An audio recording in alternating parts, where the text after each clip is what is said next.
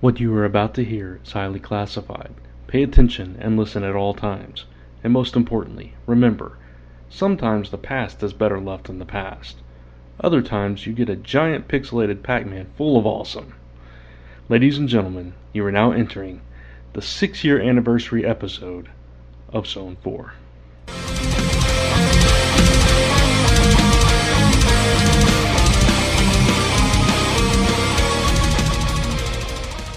And welcome back to the Zone. I'm Brant Fowler. I'm Gordon Demowski. I'm Captain Ron Fortier. And I'm John Wilson. No, Gordon. Just no. John's got a cold this week, I can tell. Oh, John Wilson may be joining us at some point. He's having some tech issues, but this is Zone 4, episode 305. It is our 6-year anniversary. Woohoo! Yay! Break out the champagne! We made it another year despite our break, despite our change in format, despite everything else, and everybody thinking we were... And most importantly, Brant, despite Skype. Yeah, exactly. Although they keep trying. Skype is the destroyer of podcasts. I'm convinced of this. They created their service to just mess with people that wanted the podcast. Yeah, they're our own con. You know, they task us every single time. Let me, guys. Can I put this in perspective? Sure. At one point, Skype was owned by eBay, and now they're owned by Microsoft. What do you expect? It's exactly true. And now I just want any listener out there that has any artistic skills to do some kind of montage where one of us is yelling Skype. Oh, please. All right, and if you do, we'll come up with some snazzy no prizes for you. Absolutely. Hey, totally. Yeah, send those to zone4@comicrelated.com or post them to our Facebook page. We love it. Well, that could spread all over the internet. It could, yeah. That would become a new meme. Yeah, very much so. T-shirts and everything else. Exactly. All right, so before we get too far, we should mention we are proud members of the Comics Podcast Network. You can find us each and every episode on comicspodcasts.com, along with a bevy of other podcasts to fill your listening needs, as it were, if you have those. I'm assuming I'd just like to have a few bevies around. Oh, shoot. Anyway, so there you go. Still waiting on John, but that's all right. Considering the list we have here on this agenda that we put, I mean, we'll be here for a few hours, so John's got plenty of time. This is very true. And towards the end of the show, I know I've been teasing a big announcement. It is coming towards the end of the show, so you have to listen to all this other stuff before you get there. So let me ask you this. Yeah. Okay? You're saying that at the end of the show, Lisa and Chris may be joining us? Chris definitely. Lisa actually no now. Okay, because I was starting to think the poor thing is probably just sitting there half trying to stay awake going, when's Frank going to call? She's like me, Chris Ventura is definitely a coffee achiever. There you go. Caffeine is the wind beneath our wings. There you go. Oh. Yeah. You guys and Chuck Moore. That's your fuel. All right. If you say so. Hey, let's. I want to throw this out here while we're doing this because it was, I think since the last time we all got together, Chuck announced his wedding plans. Yeah. Yeah. So, hey, congratulations, you guys, from us here at Zone 4. And couldn't be happier for the two of you. Yeah, absolutely. Yep. And I just have one bone to pick with you, Chuck, that I had to find out on Facebook instead of from you, man. What's going on? He may have told me, actually. I don't remember. But that's pretty sad. Maybe not, since I don't remember. I'm sure I would have remembered something that big. Well, you know what the benefit is, Brant? What's that? Now you and I are the two sexiest, most available bachelors on There you go. That's right. But in all seriousness, definitely a big congrats. Chuck, congratulations. Chuck's like my brother from another mother, So, this is huge. I wish I could find a way to be there for it, obviously. I'll get into why I can't later because I'll be there for another reason. So. Okie doke. Yeah. There you go. Well, anyways, really good news. Yeah. And speaking of Chuck, lots of Derby City announcements have been coming out. I'll do a little plug for him. He's been announcing guests left and right lately, so you guys can check it out, DerbyCityComicCon.com. And, that's a big show. I know Ron's going to be there. A lot of people are going to be there. I don't know if, Gordon, you'll actually get to make it or not, but some of the guests just really quick, and I'll just do a on-the-fly plug here. Janet Leigh is going to be there, fantastic artist. Was it Jay Lyson? I think. Yes. Andy Price, Katie Cook, Colleen Doran. Right. So a lot of the comic related crews we're talking about. I'm definitely going to be there, but I am not going to be there alone. Rob Davis, professional comic artist with quite a resume and name himself, is going to be there joining me. We're going to be bringing Pulps to Derby City for the first time. As Airship 27, is packing up for the show, and our like I said, our comic related family, big time. Eric Rathliff's going to be there, and is the G-Man going to be there? I hope so. He didn't make it out last year because Frank made it, and I ran into him on the first day. So I'm hoping we'll get an appearance from Bill. Between now and then, we're all going to pester the hell out of him. Yeah, because I haven't seen that man in a long time. No, neither have I. And I think it probably was the last time I did Champion City. Yeah. So, and, we had so much fun being all together at that show that we got to do this again. And, hey, Gordon, I'll let you, jump in after. But as we've already, hinted at the possibilities, if all of us are at the show, of doing a live Zone 4 while at the con. Yeah. Yeah, I was about to say that on this past Sunday, Frank actually posted a picture of Bill Gladman on his Facebook page. Yeah, he was I with saw Bill that. in the same group. Yeah, I thought it was apropos for for Holy Week to know that he was still amongst the living. I thought it was a digital representation of it. I don't believe it was real. But... Oh, hey Bill, we love you. You just fell off the grid. Come on, jeez. Got to get back out there, man. Yeah, we do. The G-Man is one of the gang, so Hey. And I'll say this: if we do manage to pull off a live Zone 4 recording, we gotta toss a little Rainman in there and get Frank and Bill there. Of course. You kidding? Definitely. Absolutely. Yep. Be fun times. That will be the craziest podcast recorded ever done, hands down.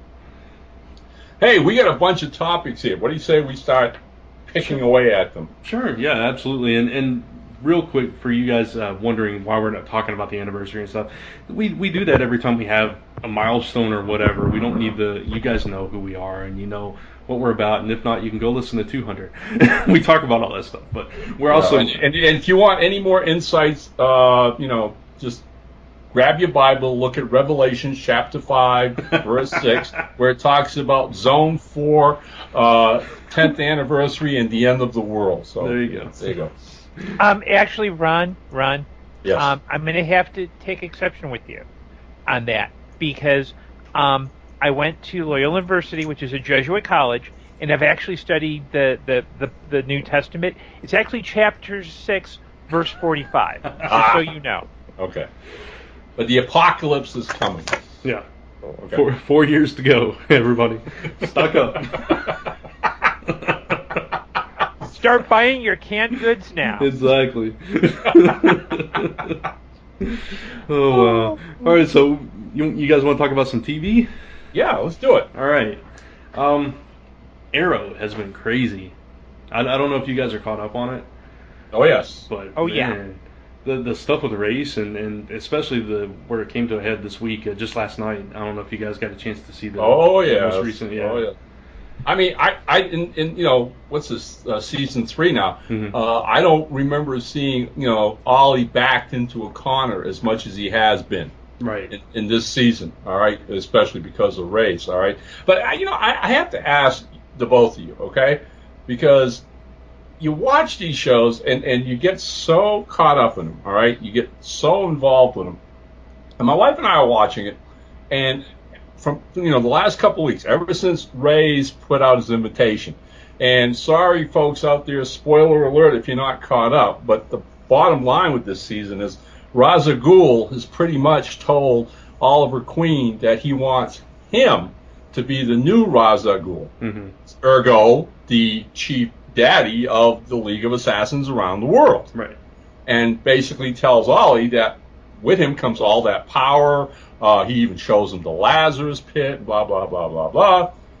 And at that point, logically, my wife and I looked at each other and went, well, if he's Ra's al Ghul, then by tradition, rules, all that good stuff, every single member of the League has to do exactly what he says. Right.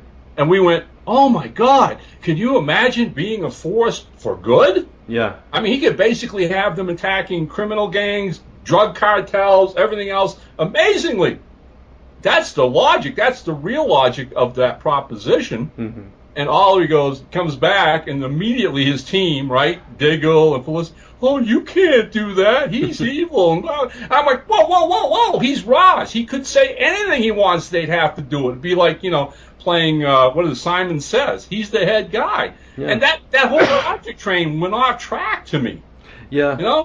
I agree with you. What are your thoughts? No, I completely agree with you. I thought the same thing, and I thought even if he didn't want to use them, he could just take the mantle and then disband the whole thing.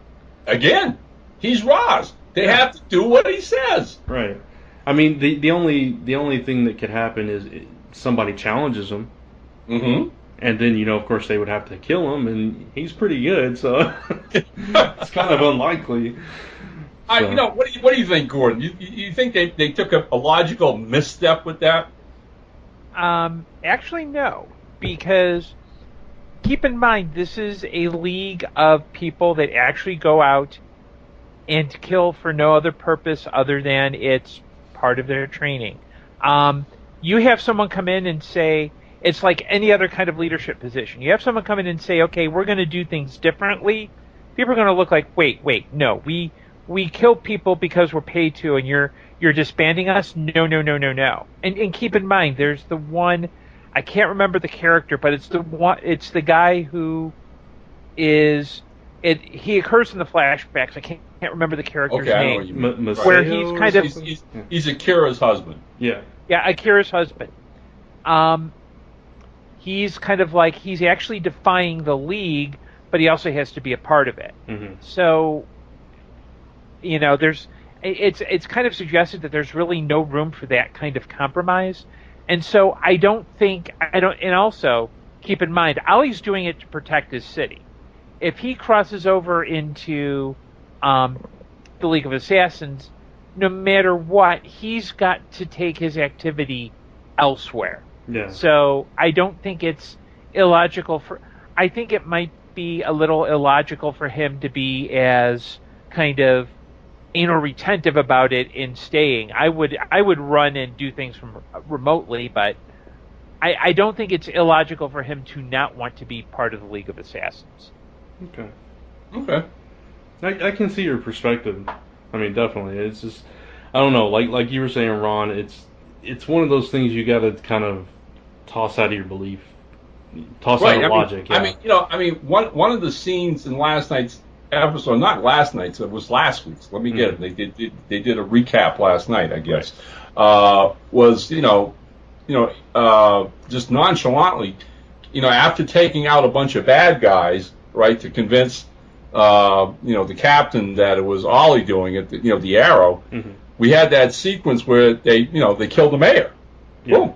For no other reason than to kill her and again puts. So yeah, I get the fact that the League is made up of, maniacal, psychopathic assassins who will kill you at the drop of a hat.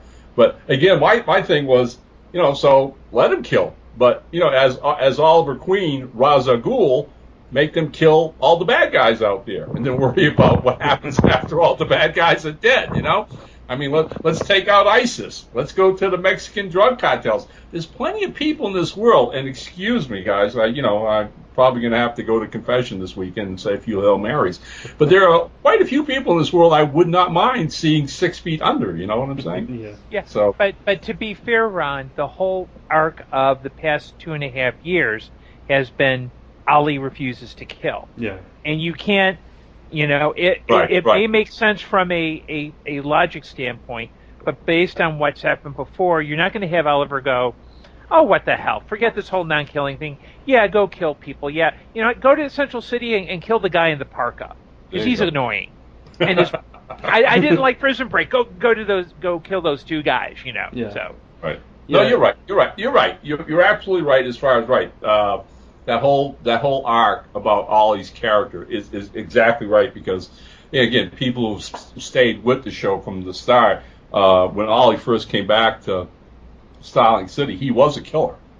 Yeah. And that whole struggle within himself not to kill was the whole point of season 2. Mm-hmm. So yeah, I get what you're saying, right? Yeah, and on top of that, he imparted that to Roy. So I mean, that would be a really strong message if he took that mantle and decided to let them kill and stuff. That would send Roy completely off in the wrong direction. He would not know who to trust anymore. Right. I think Exactly. Right. So let me ask you guys this now, and again, staying with this, the whole sequence with Ray Palmer was a blast last night. Mm-hmm. And as much as I love Felicity, I think it was a hoot seeing her mother come back. Yeah. I mean, I don't know who this actress is, but she plays it to the hilt. She's perfect in the role. The actress's name is Charlotte Ross. Yep. Okay. Yeah, she's been in NYPD Blue and a couple of other things in the 90s. Right. Okay. And gifted actress. She again, like I said, she embodies the character perfect. Mm-hmm. So that whole bit last night was really intriguing, and I was a little curious if the injection of the nanobodies into Ray to save his life isn't going to have some other bonus effects later on. Yeah.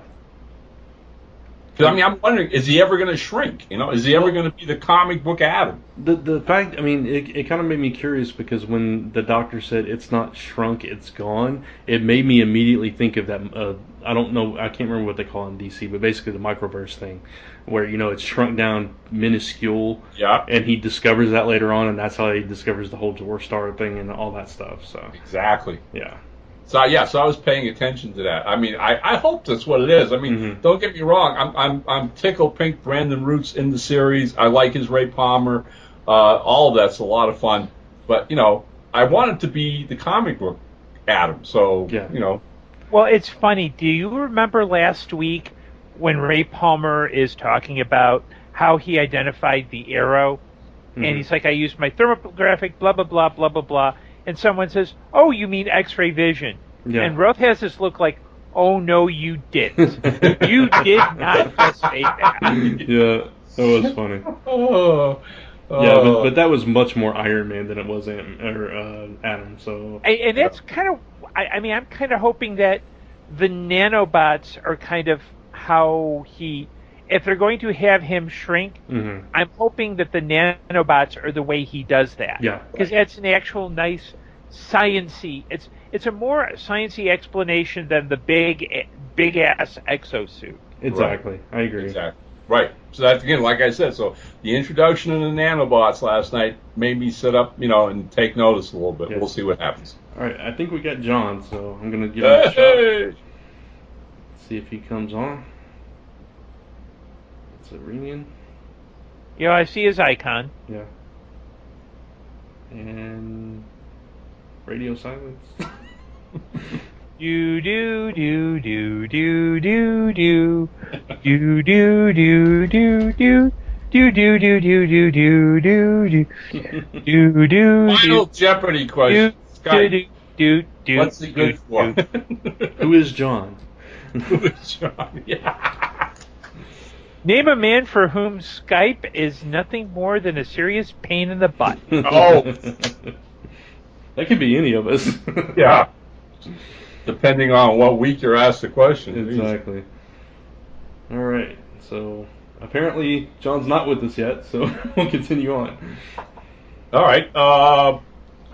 Go on to since we're in the DC world, go on to the Flash. Yeah. Absolutely.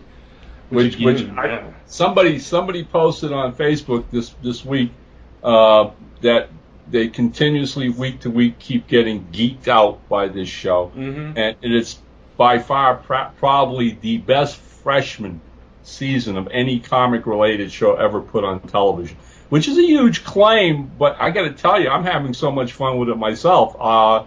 It may be substantial that that's exactly what it is.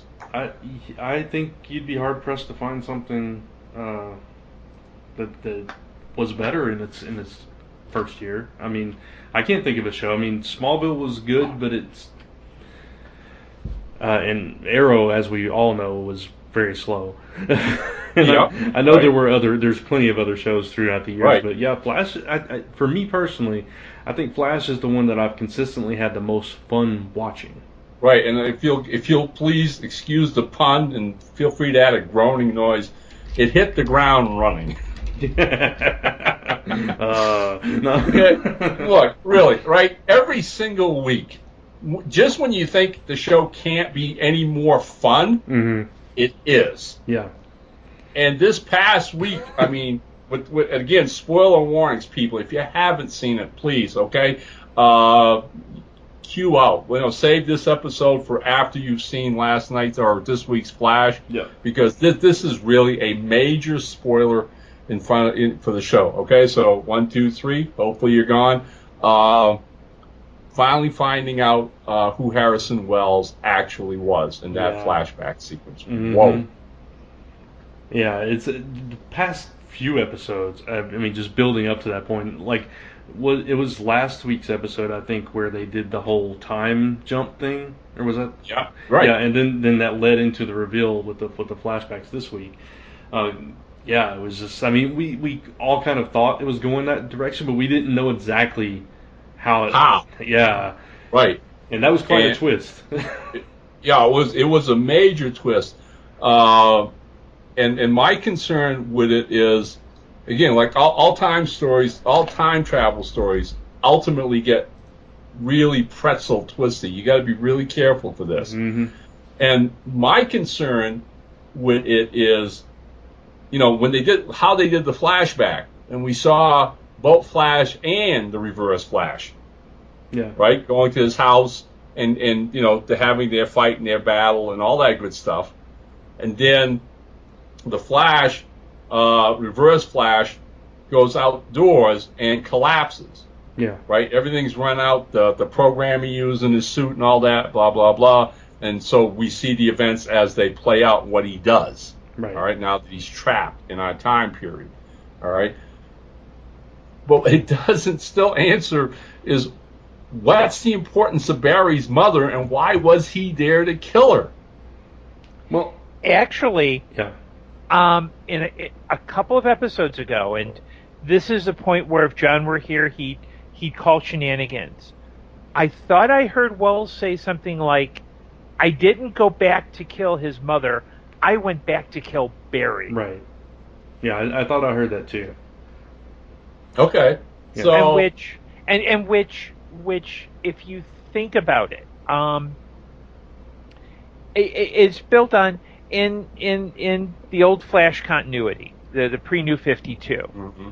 Eobard Thawne goes back once to impersonate Barry Allen, but then at some point he's back in the future. He realizes the experience was very negative for him. He realizes and learns that yes, he is the Reverse Flash. So it kind of twists his head up. So I could see Thawne saying, "Hey, look," and the other theme that they've kind of introduced is you don't want to do time travel too much because you can mess things up. Mm-hmm. Right. I think Thawne may be trying to prevent, because remember, very first episode, there's that thing where the Flash is seeing, Red Skies crisis. I think Thawne went back to kill Barry to prevent the whole time travel thing from happening. Mm-hmm. You kill Barry as a young kid, nothing else happens. Yeah. Okay. That's true. Right. So let me continue this now. So having failed to kill Barry, but instead killed his mother as quote unquote collateral damage, and being trapped in the past, he then begins to realize the only way he gets back to the future is for Barry to become the Flash. Mm-hmm. Right. So now it's totally reversed. He can't kill Barry. He needs Barry to become the Flash. Right. Which is what we've seen in the last few weeks as his unmasking becomes, more and more prevalent until, this past week's episode. Yeah. And of course, it also helps now that Barry and Detective West are basically, on to him to some degree. Yeah. So I mean, really, this ride, it's like a roller coaster, guys. I think we haven't even crested the top of the highest mountain on this roller coaster, and that's coming fast. Yeah. And what happens when Eddie finds out the Reverse Flash is basically his descendant? oh yeah, okay, yeah, it's And isn't next week when half the Arrow cast shows up? Oh, is it? Yeah, yes. They still showed the trailer where what's her name, Laurel's talking to Cisco. Oh, okay. And she goes, "I'm the Black Canary." Remember? And he goes, "Huh? Really?" And she goes, "Yes." And then he goes, "I love you." No, my recording actually cut off before I got to see that. No, because in Chicago they kind of did.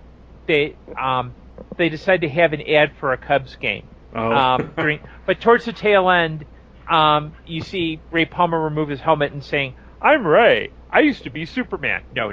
Anybody used to be Superman. No, but the Atom is there. The Atom's there. Diggle's there. Felicity's there. Laurel's there. So there's some kind of an event going on that brings and Brant, can you say Detective Lance, Detective West team up? Oh. I thought you could. Nice. That should be fun. It's going to be a wild show. It really is. Speaking of fun, did anybody else geek out when the trickster said, "Oh, I'm your father"? Oh, yeah. Oh, please.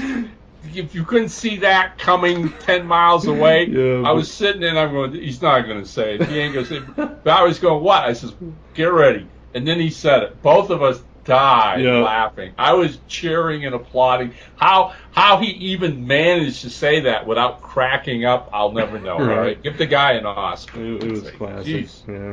Yeah. That was a double geek out there. Again, it's the showrunners, okay? I mean, bringing him back and putting him, in that same role again was hilarious. It was just so much fun. Yeah. And then, of course, it gave us the great opportunity for the first time in the series to see Barry go through walls, which is, was a staple for the comic book character all the time. Right. Yeah, no, it's fantastic. I just love they keep the mystery thing with Wells going. They've got this whole thing with Iris. It's just on every level. The Rose Gallery it goes from totally bizarre, kind of goofy fun to deadly serious. It keeps you on your toes. It's not. And Brant. Yeah. That the trailer ended with the picture of a gorilla. Yes. Oh, nice. Oh, my hero. I'm waiting for that one. Yeah. Oh, yep. It's just so good, the show. It is. It's awesome. It boggles my mind to think how many episodes they've got left before the season finale. All right. Yeah. And how on earth are they going to top this season? Because we just just talking, ranting, raving about an amazing first season for a new show. Yeah. And boy, I mean, they've raised that bar so bloody high. Right. Man, this is going to be a long summer with no Flash. Oh, that'll. Yeah. Did we lose Gordon? Did we lose Gordon? Yes. Oh, man. And then there were two. Wow. Gordon's calling. Let's see. Add to group call. Let's see. Gordon? Yep. I'm okay, here. You're back. Good. Don't scare us. Wow. Brad and I go, first Don, now Gordon, what's going on? Hey, John, you there? No, he's not here. Okay, because I see his icon here. Do so you? I figured, so I figured it was a case of Skype decided, okay, we only want 3 of those users up, so screw you. Because it could have easily been one of you two. So I do apologize for that. No, it's okay. Oh, no. Hey. This is what we should title the 6th anniversary. Where's John Wilson? Hey, Mr. Wilson! The 6th, Zone 4 6th anniversary. Bite me, Skype. Yeah, exactly. Don't tempt me. Oh, I might name it that. Come on, John, you can do it. I'm seeing his icon here. Come on, get on there. So going along that track, heading over to the other side of the fence, Agents of S.H.I.E.L.D. has also been really good, and things are coming to a head with multiple shields now. What?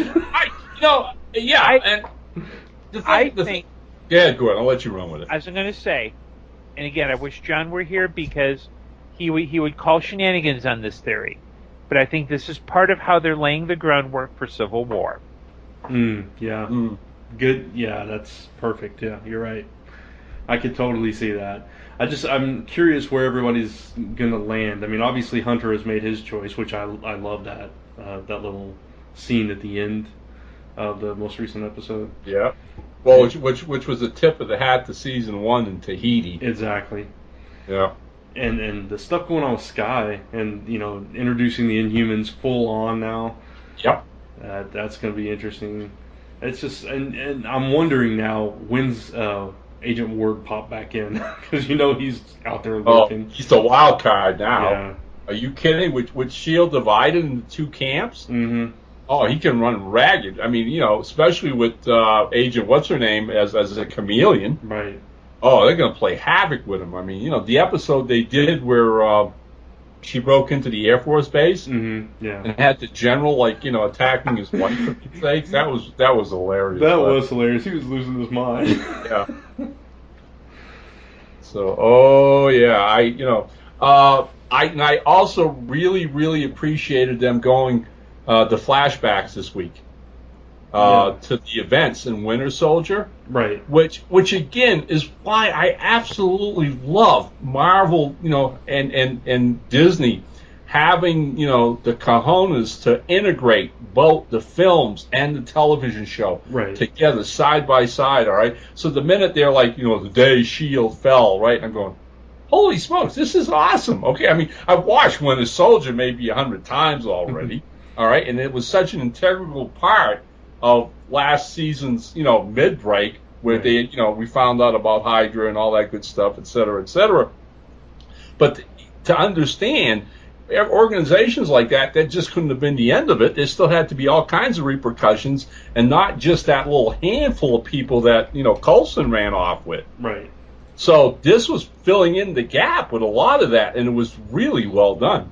Yeah, it definitely was. It was, especially, seeing that they also had orders from Fury and these other secret missions and agendas and everything, and now you're left to wonder, what's going on here. I mean, obviously they kind of took the turn as, okay, we're not going to do what we were told. We're going to, because Fury kept all these secrets, so they've kind of diverged from that. But it's interesting that Fury had this entire plan put into place just in case. Well, yeah, I mean, right. And I mean, the other thing that's driving me nuts now, okay, is that stupid little cube. Mm-hmm. His toolbox. Yeah. What the hell is that thing, Right. What does it do? Uh-oh. Exactly, yeah.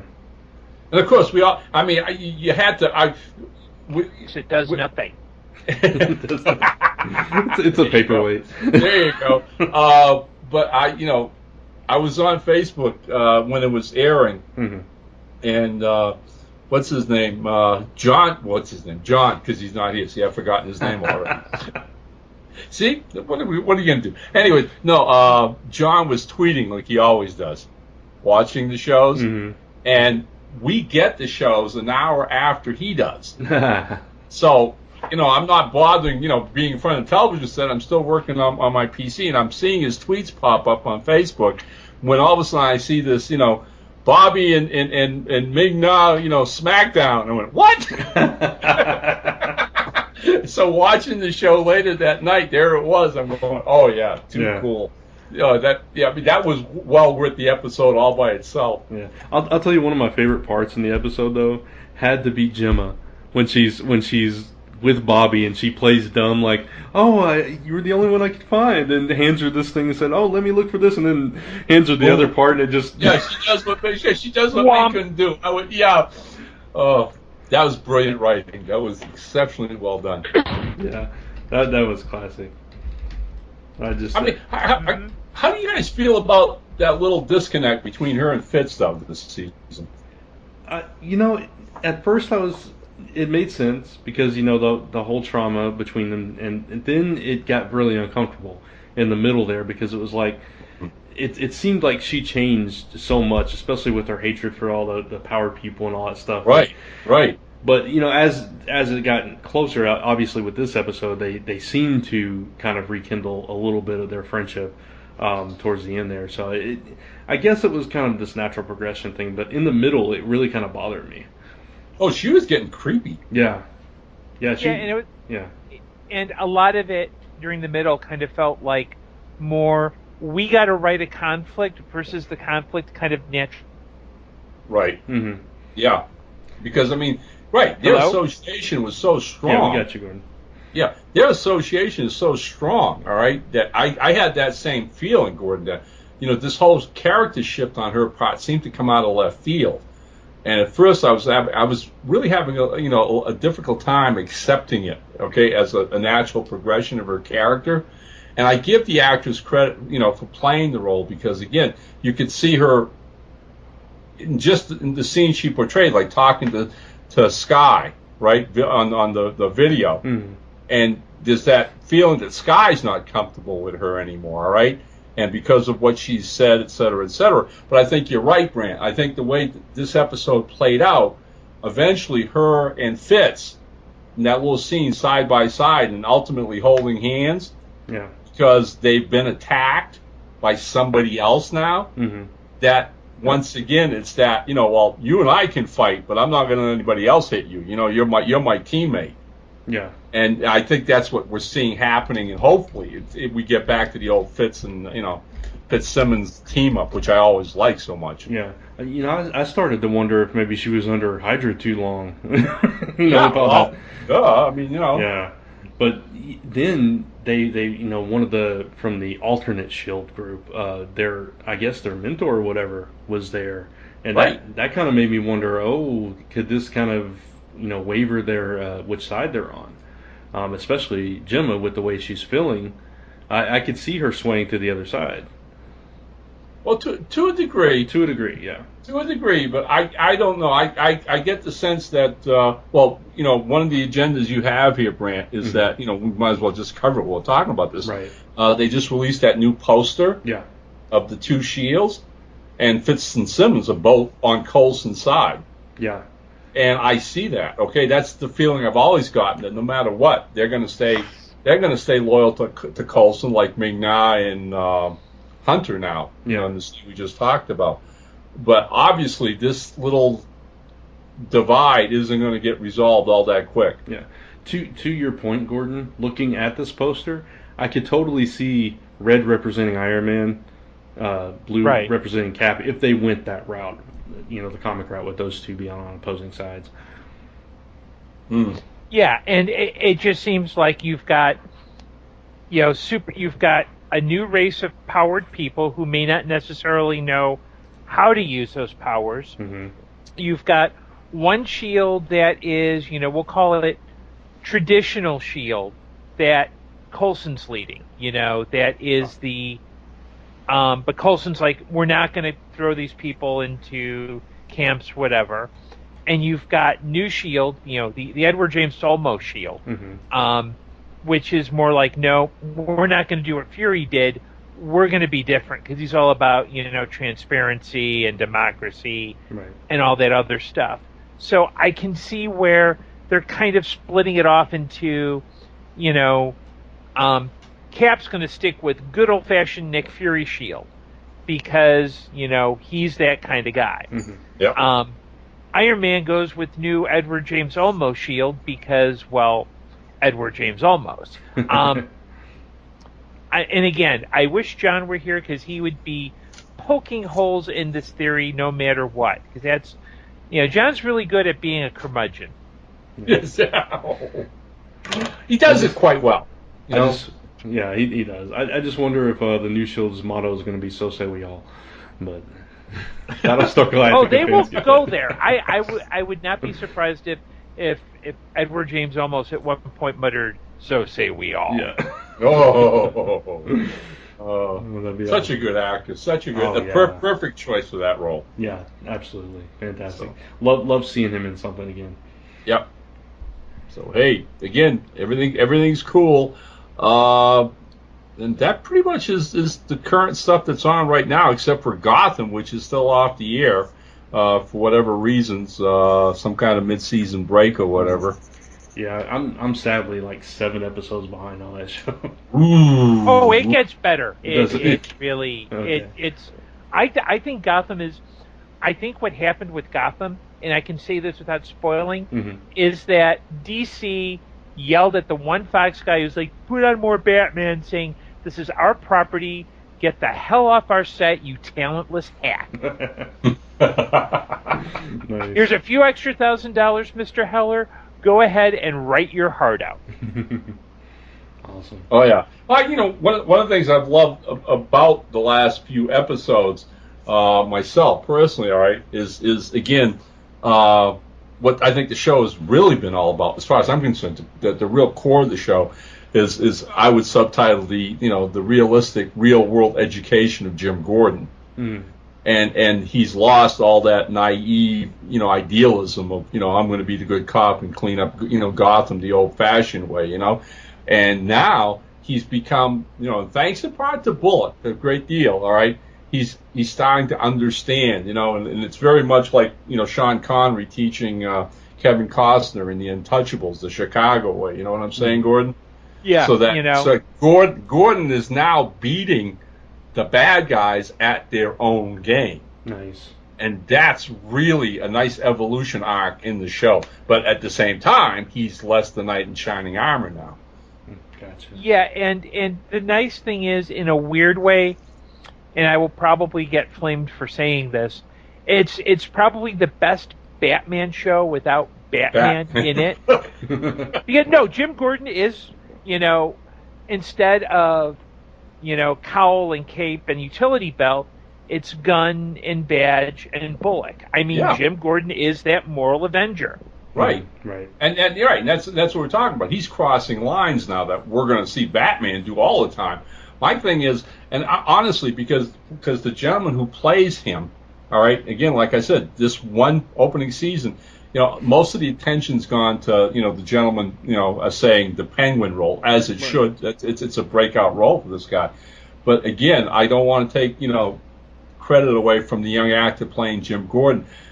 Watching that shift in character, that evolution, all right, into the real world, and how he's had to compromise a lot of his own ethics to stay ahead of the game and be a force to be reckoned with in Gotham, okay? I find myself daydreaming that, God, it would be so wonderful if Gotham had, Smallville's 10-year legacy, because I would so love to see this actor in 10 years and what he does with Jim Gordon in that time. Because in 10 years from now, we'd have a really, really, more familiar look at the Jim Gordon that most of us grew up as kids reading Batman comics as the older, mentor to Bruce Wayne and Batman. Right. Well, the interesting... Go ahead. Well, the interesting thing is, in interviews, Bruno Heller has said they intend for a 7-year run for the series. Oof. I could see that, and that would take us right into like the verge of year 1 Batman, right? Yep, exactly. It would. So that makes sense. And it's doing well, so a lot better than anybody thought it would when it first started. And just to throw this out there, because I saw one little line on the internet this past week, but apparently the folks who do Constantine are still in talks with the possibilities of a second season. Okay.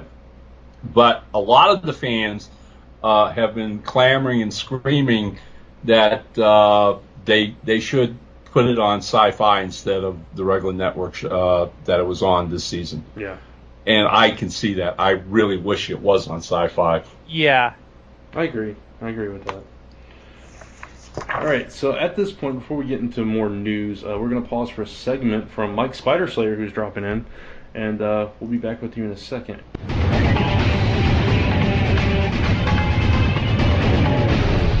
Comic book headlines. Hey, Zone 4 Legionnaires, it is me, Mike Spiderslayer. Sorry I couldn't be on with the rest of the guys, but I have my own special segment for this anniversary episode. So to all my fellow cast members, guys, happy 6-year anniversary. And it feels like I just started yesterday with this show. Man, how time has flown by.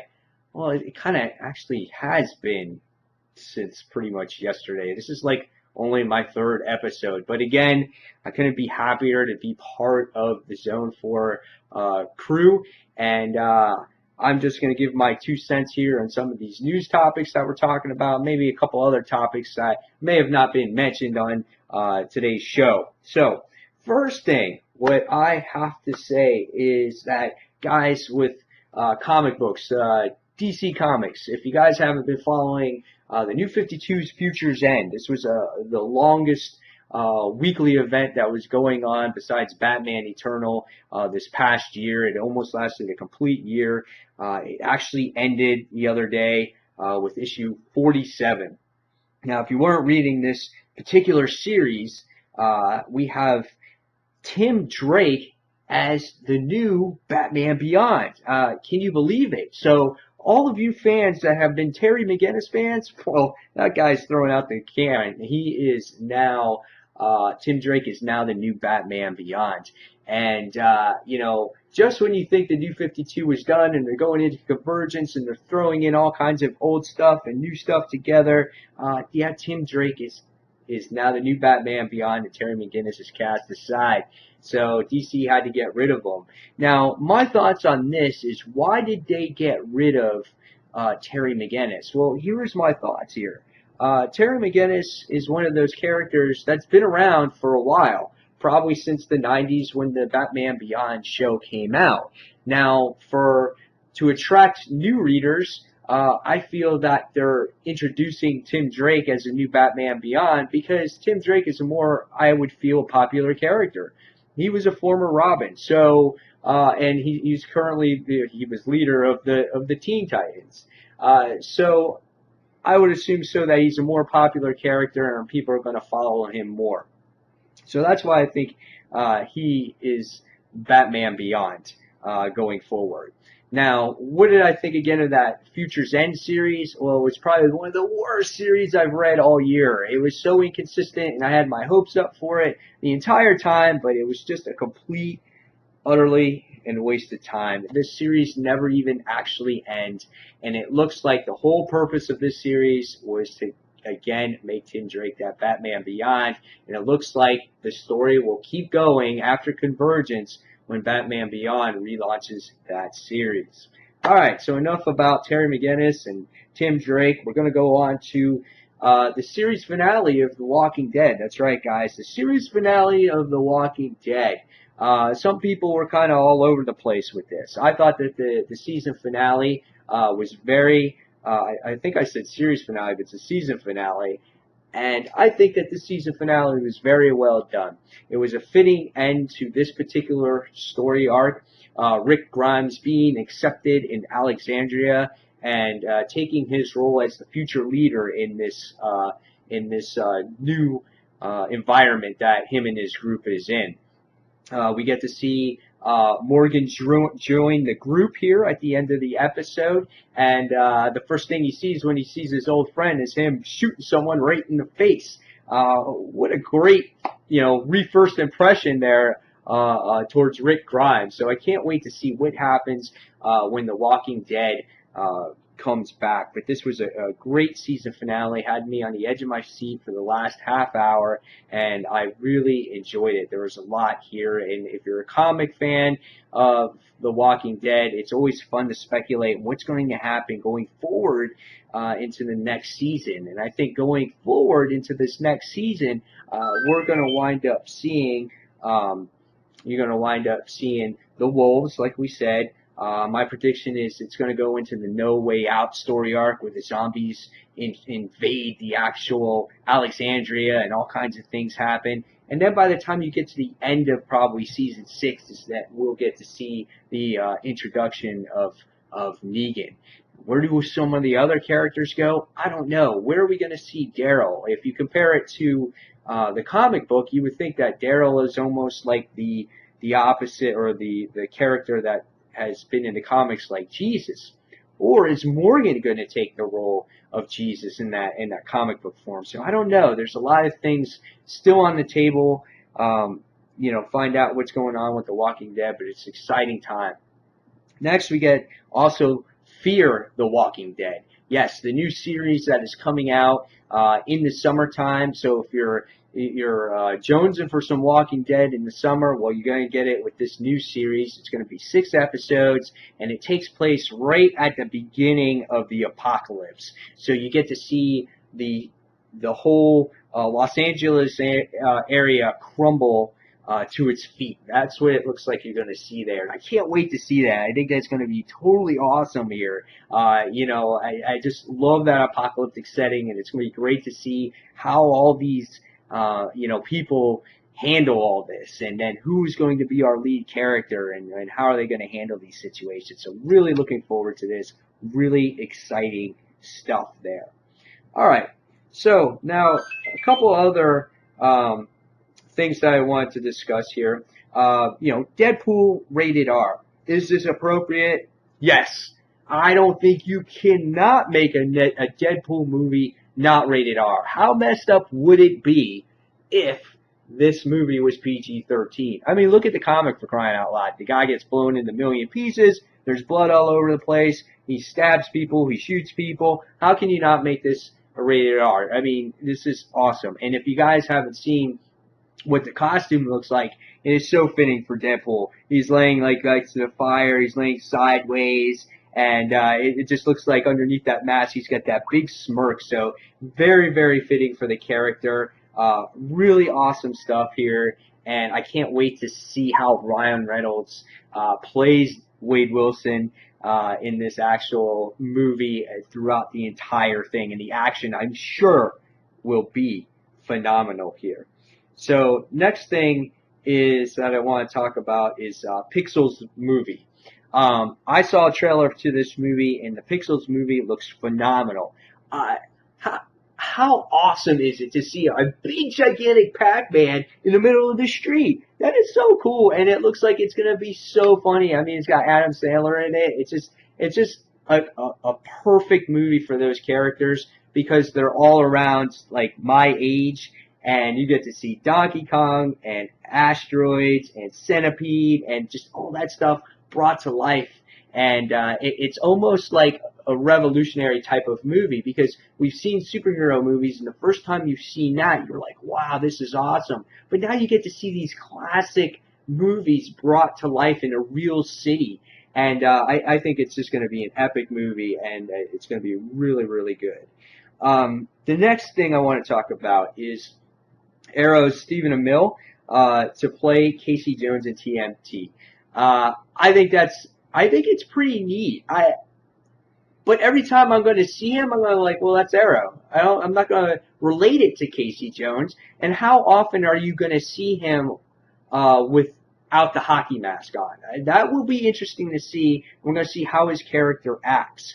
So it's just weird how he's playing a different type of hero here when he's already playing Green Arrow. So I'm not sure if that really fits. Do I think it's cool? Yeah, I think it's cool, but I don't know if I think they could have maybe gotten somebody else for it.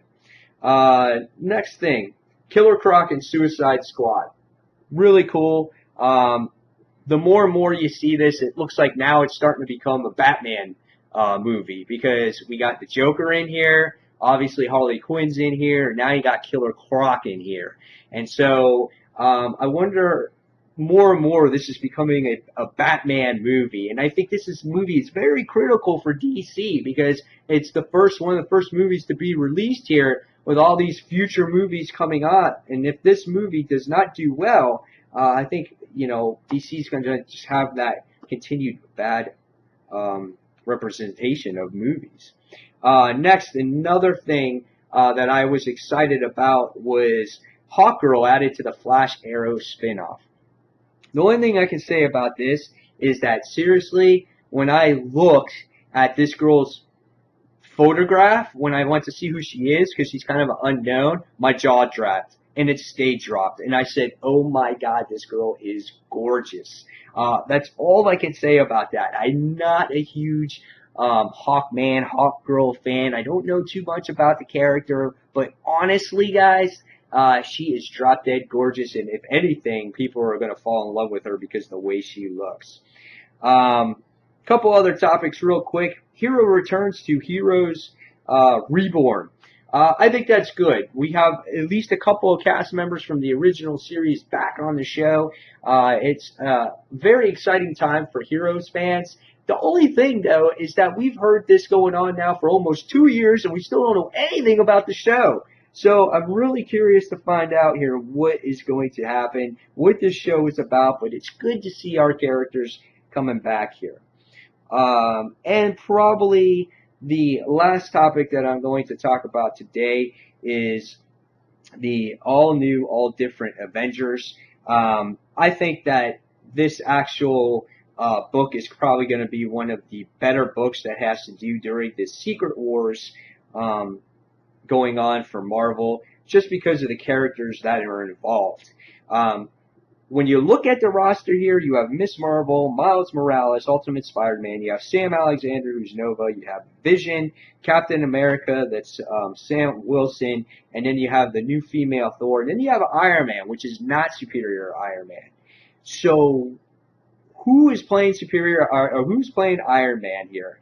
And what is cool is this has a similar feel because it has a lot of what you would think is, the original Avengers, but they're all different versions of the same characters. So in a way, they're all unexperienced, and I think that is really cool and really inventive. We had a Miss Marvel, but now you got the new version. You had a Spider-Man, now you have the newer version.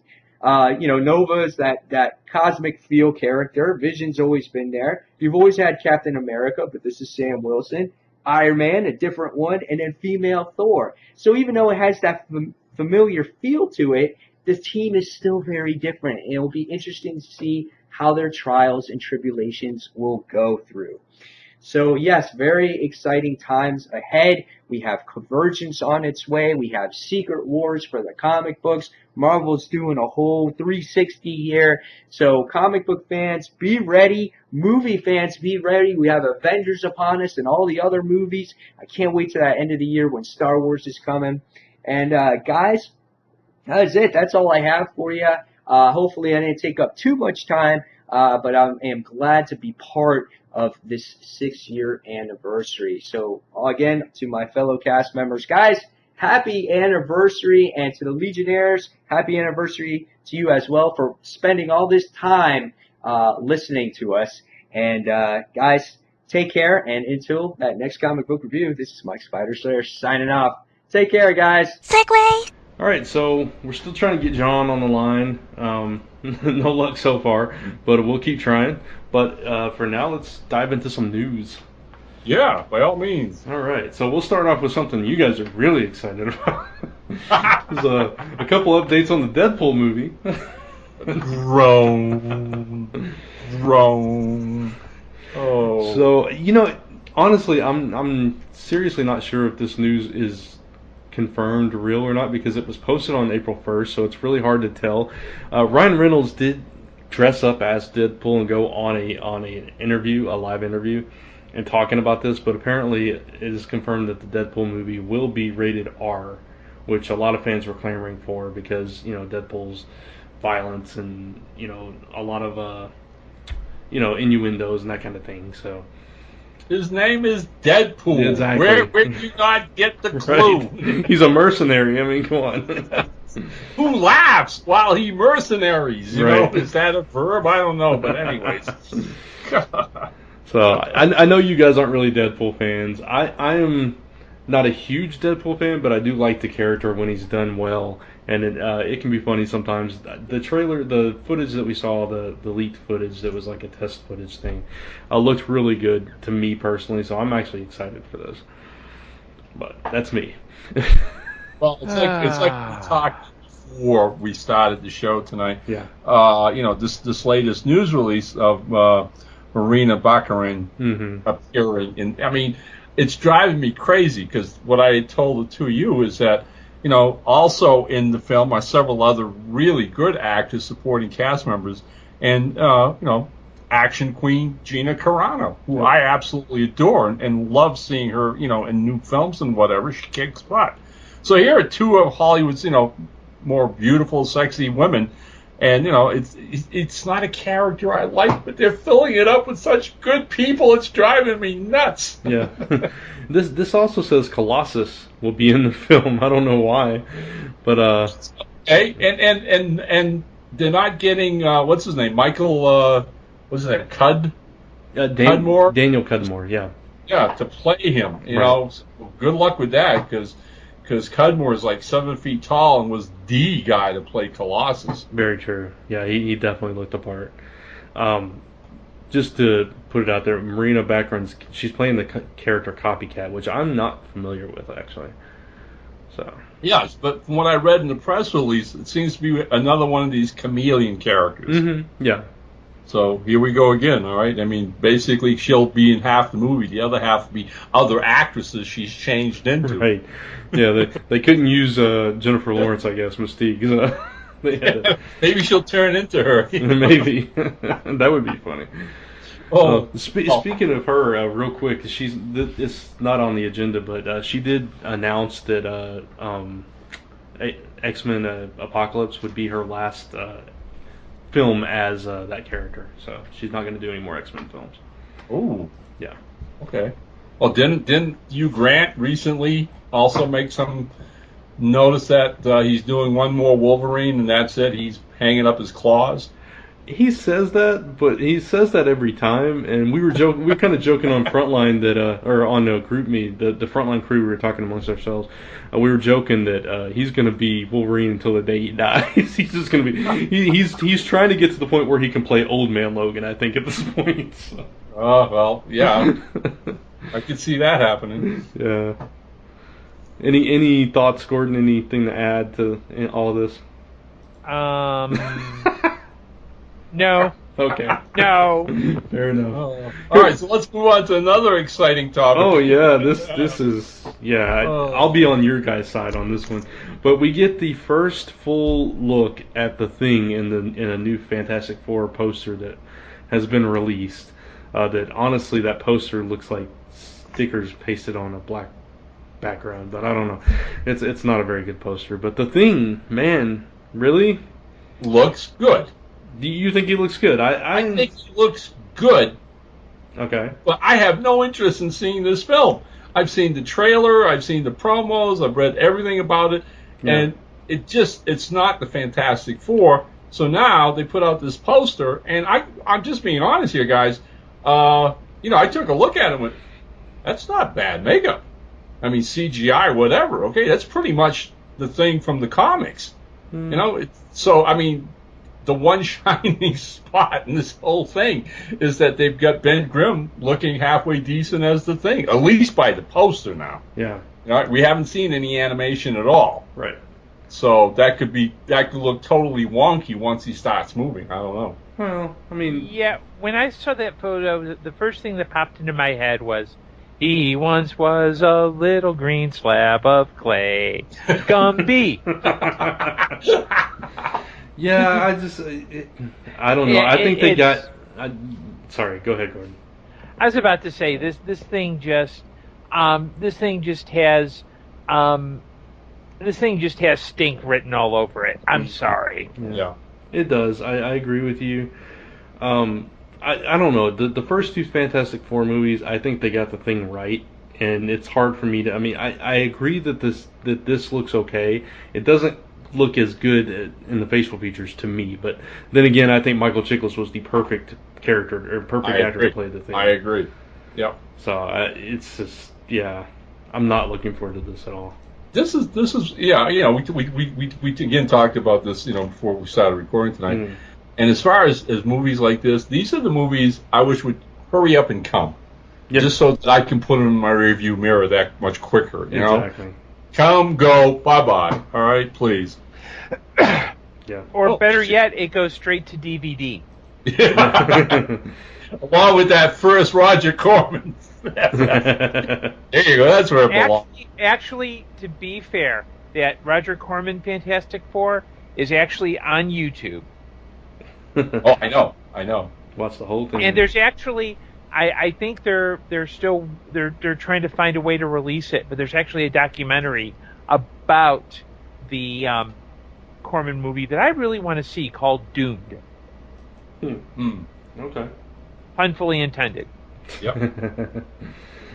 You know. All right. So, are either of you Robotech fans at all? No. Okay. Well, okay. I won't call myself a fan as far as knowledge is concerned. Right. But okay, again, you know, this going, you know, with age here. All right. I had two boys who, in their early teen years, were huge Robotech fans. Yeah. And as soon as they got home from school, would, you know, like rush into the living room and put on, you know, the latest Robotech show or series or whatever that was run by local cable companies. So I got to see quite a few of them. You know, I would join in, sit down with them, and I got to tell you, I liked what I saw. So this press release of a big budget Robotech movie, it's getting major thumbs up from me. Yeah, I think it could be really cool. I mean, Sony Pictures is doing it, and they're talking about making it this epic, you know, sci-fi franchise that they want to take global and they want to make it as big as they possibly can. And if they put a really good budget behind this thing, you know, it could be really strong as a live-action movie. Right. Yeah, it could be another Pacific Rim. It could very much so. Right. And yeah, it basically, because I mean, Robotech itself had all the elements that people have come to love, you know, from anime over the years. Mm-hmm. And again, right off the bat, giant robots. Right. But at the same time, the space battles and the fighter pilots, and you know, again, all the really, really cool stuff. And like I said, when I had teenage boys, I mean, they were stuck in front of that TV tube.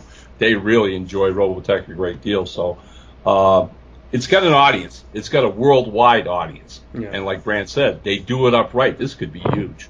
Yeah. And especially if they don't follow suit with the Transformers and they actually make it where you can tell what they are. But yeah, please. So, all right. Did you guys see the trailer for Pixels? Did we talk? I don't think we talked about this before. No, we didn't. Okay. I saw the trailer for that. I had no idea this thing existed, and then I forget. I think I was on a show, or I was on the phone or something. And I saw this pop up on my Facebook feed, and I watched it. And I was like, "Oh my goodness, this looks so fun!" And basically, it's an Adam Sandler movie, and I think it's also got Kevin James in it.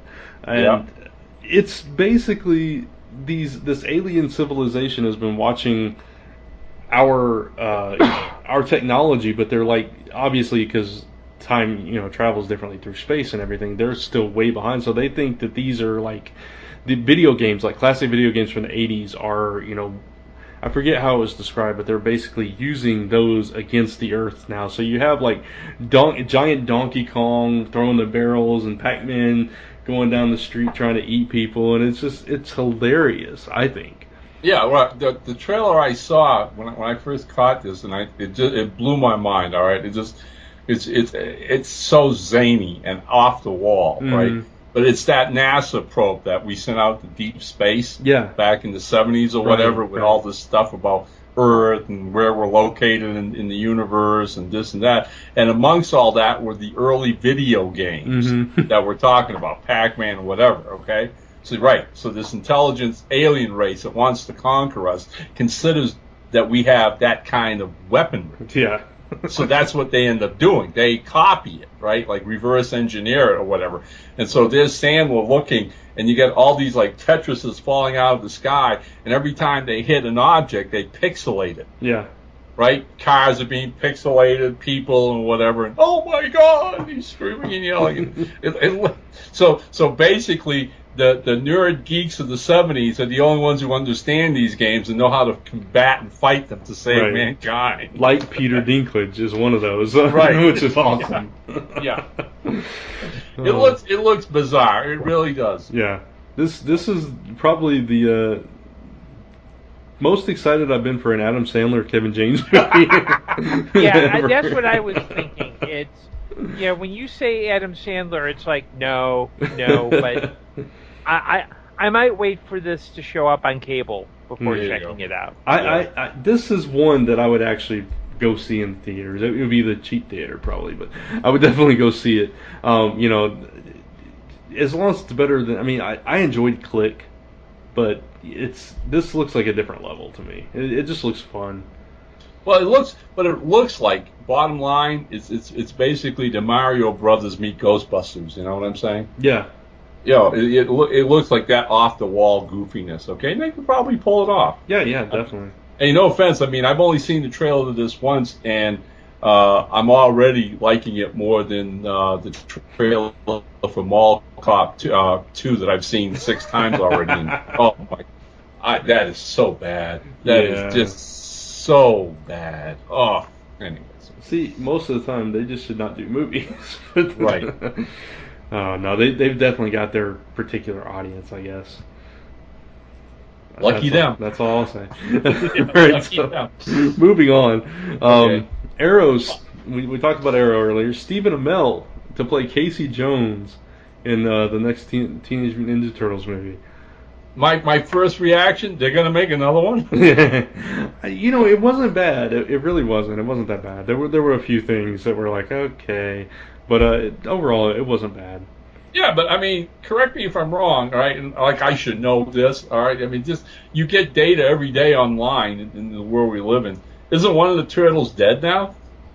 In the comics, yes. Not in the movie. In the comics, Donatello died. He got his shell broken in half by Bebop and Rocksteady. Yeah. That's awful. Yeah. They must have traumatized so many little kids. I'm telling you. That is just bad. Yeah.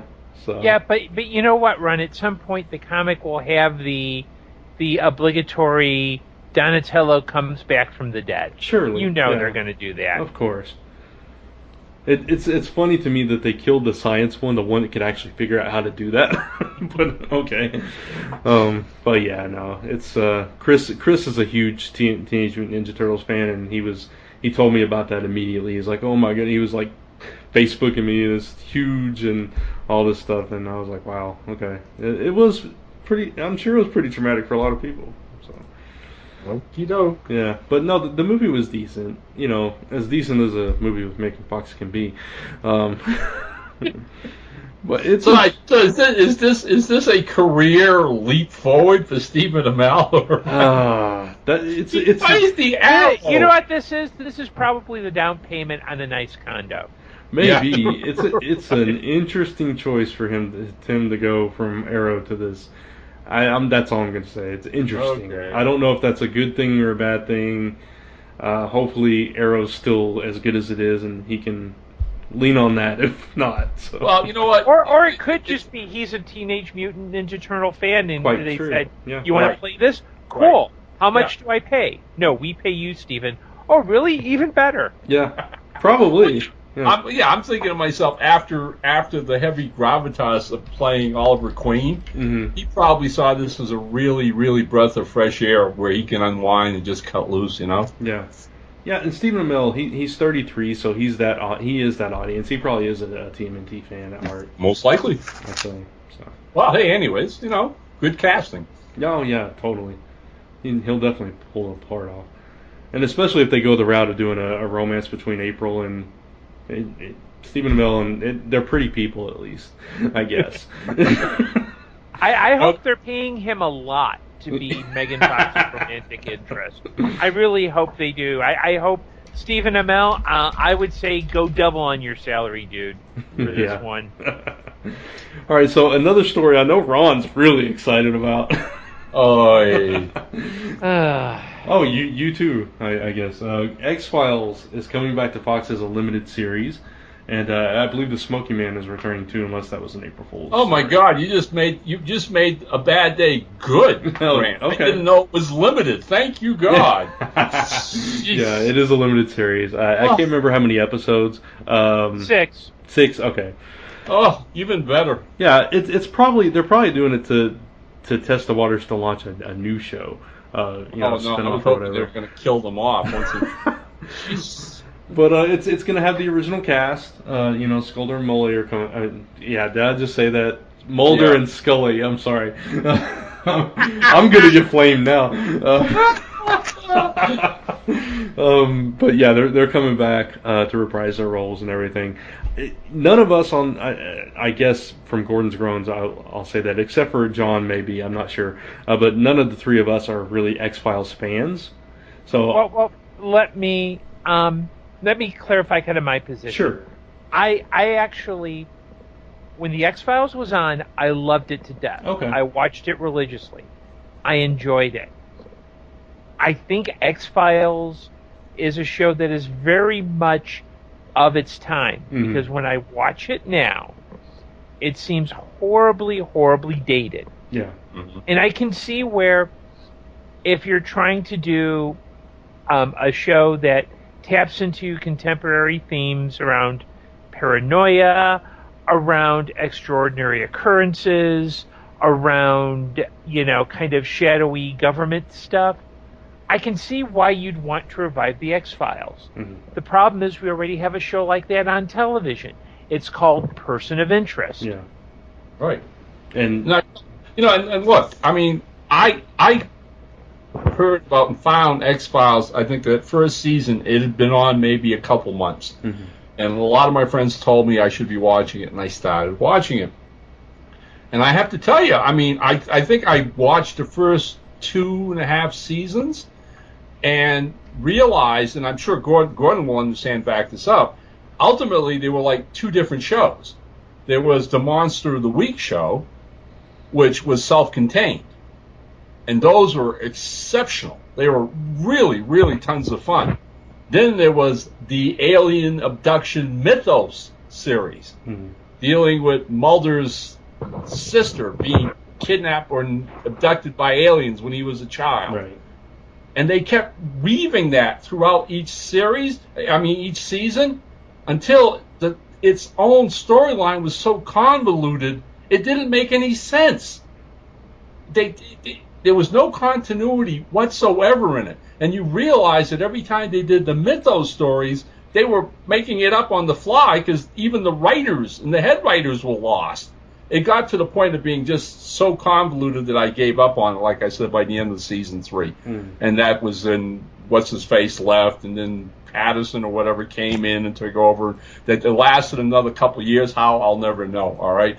But the thing is, when they did the big budget movie, I went to see the movie, and I had the same feeling as again, just if they were to come, 6 episodes, one cohesive story, it could fly, all right?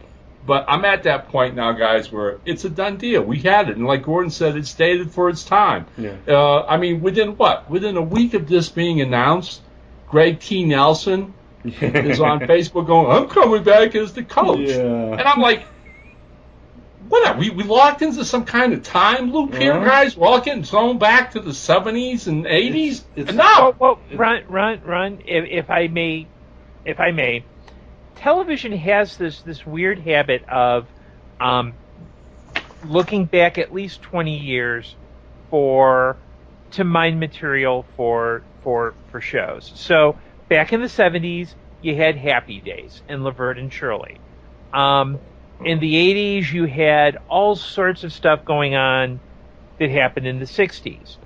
In the 90s, you had that 70s show, and things are looking back 20 years hence. So this is part of a continuing remining of the past.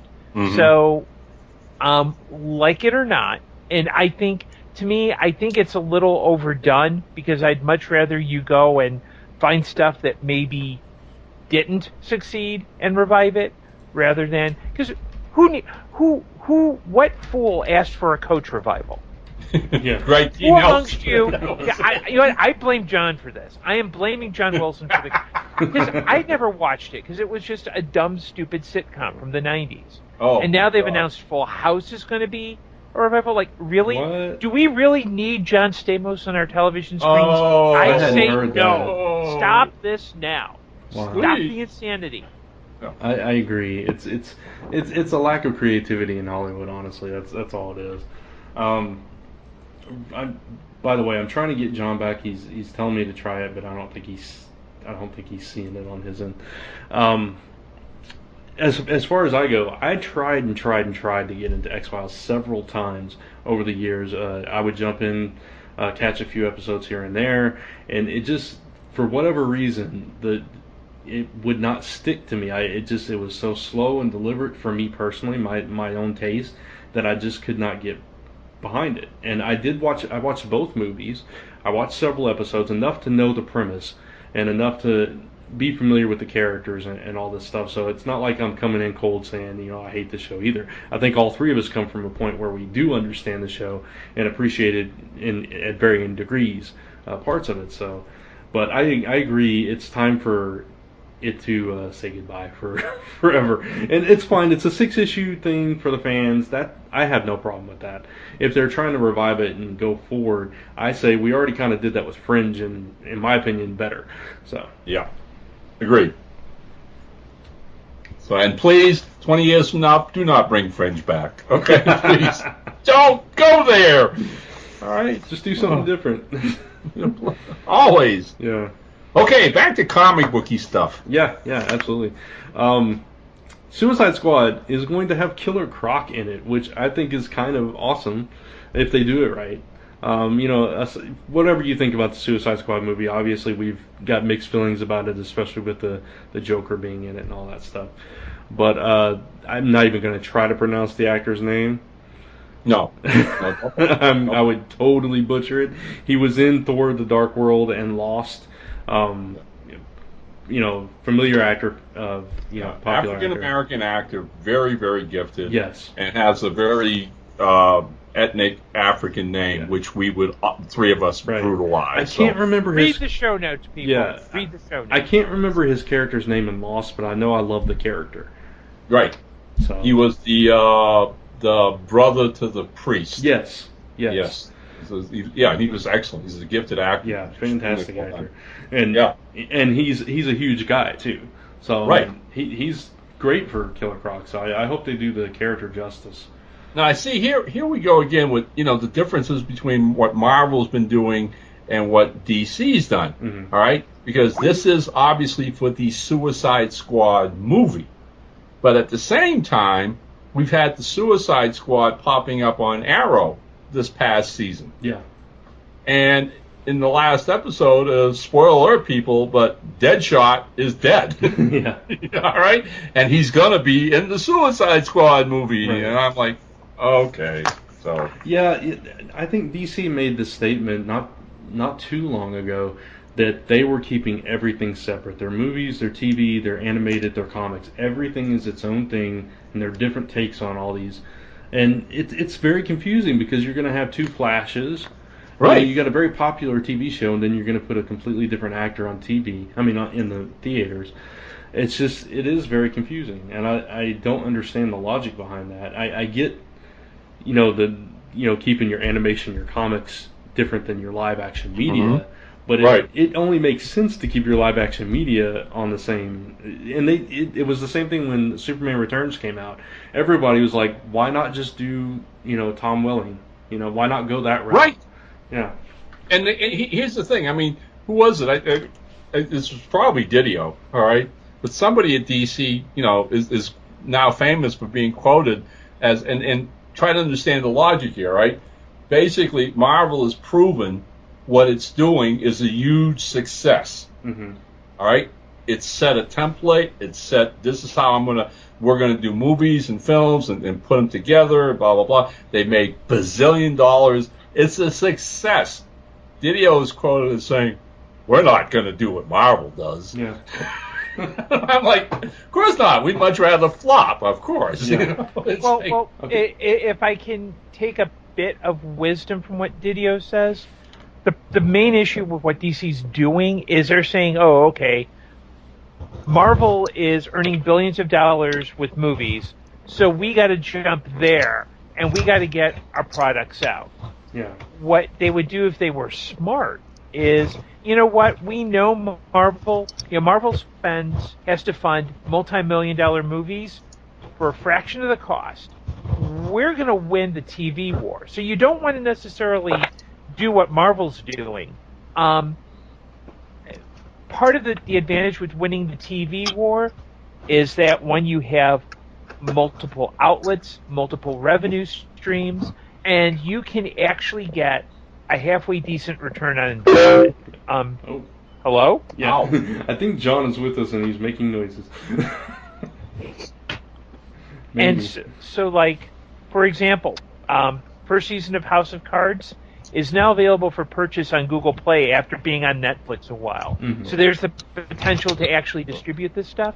Yeah. The problem is DC's looking and going, we want the movie money and the TV money and the animated money rather than, you know what, let's not even worry about movies because they seem to have that locked. We're going to run a stealth war. We're going to win the TV market because that's something they cannot do at all. Yeah, exactly. All right, John, are you with us? I'm with you. Oh, wow. You're really loud. Sorry, I'm on the phone. You guys really have to get bigger windows in the airship. I had to go steal Eric Radcliffe's Batmobile. And it wasn't pretty. I had to go down into the steam tunnel into his Batcave and saw the most frightening thing I've ever seen in my life. Oh, Eric as Deadpool? Eric in his Deadpool / Batman pajamas. Oh. Was he wearing Holly? And for those Legionnaires who are listening, when we say Batmobile, what we really mean is a go-kart. It made Laszlo Hollyfield look like a supermodel, honestly. Was he wearing the Riddler hat with it too? But hey, I'm here. Yeah, that's good. We're glad to have you. Yes. Did he have the whiff of Axe body spray? A little bit. All right. Or like Axe body spray. It smelled like something had been killed. All right, so John, to catch up on speed, we've talked about almost everything. So if you want to lead us out, you know what I mean? No. Any thoughts on anything that we were up to the Killer Croc story? Killer Croc and Suicide Squad. Yeah. Any brief thoughts? Yeah. I plan to skip all the garbage work. Yes. No. Okay. No. As for saying, the gentleman whose name that I also will not attempt to butcher, yes, I think will be fantastic as Killer Croc, given the size, his acting chops. They have been portraying Croc, especially if you had seen him in his appearances in Red Hood and the Outlaws lately, as much more of a much less of a dullard killing machine and much more of this, semi-intelligent guy who just happens to be a gigantic crocodile. Right. So yeah, and I hope and I, haven't really read the Suicide Squad lately, so I don't know what they're doing with him, but I hope that they tend to go that route and not just the route of making him rampaging monster. Yeah. I think rampaging would be a bad way to go. Yeah, especially with an actor like that. I think you need to take advantage of his skills. Yeah, I mean, the voice alone is kind of one of those, booming, this is CNN, Morgan Freeman-esque voices that, you don't want to just have growling in the background. That's kind of a loss. Yeah. And obviously, I'm not going to ask you to give your thoughts on everything we talked about. That would take another whole hour. But briefly, if you can just sum up your thoughts on Flash and Gotham. I know you're caught up on. Gotham I'm really upset with because the last several episodes have been reruns. Oh, yeah. But Gothamism upset with Fox. You know, I know you, as a rule, hate genre television, Fox, but this is a show that was doing very well for you, and you are essentially destroying its following. Yeah. You know, you had a nice bit of momentum going up. We had several things hanging in the air, and now we've been treated to at least 2 weeks, if not more, of reruns? Yeah. That's ridiculous. As far as Flash, to use the vernacular of the children of today, OMG! Exclamation several times over. Yeah. Especially the, not even so much the last episode, which was cool and incredible, and no spoilers, but vibrating through trucks. Yeah, we kind of spoiled that. Like So we kind of spoiled some of that. Just go look at Mark Wade's Twitter picture of him. He's all very going through the truck. Yeah, it sums it up. But you know, so fantastic. I mean, they had managed to do the thing that everyone claimed was impossible: make an intelligent, interesting, provocative show with capes. Yeah.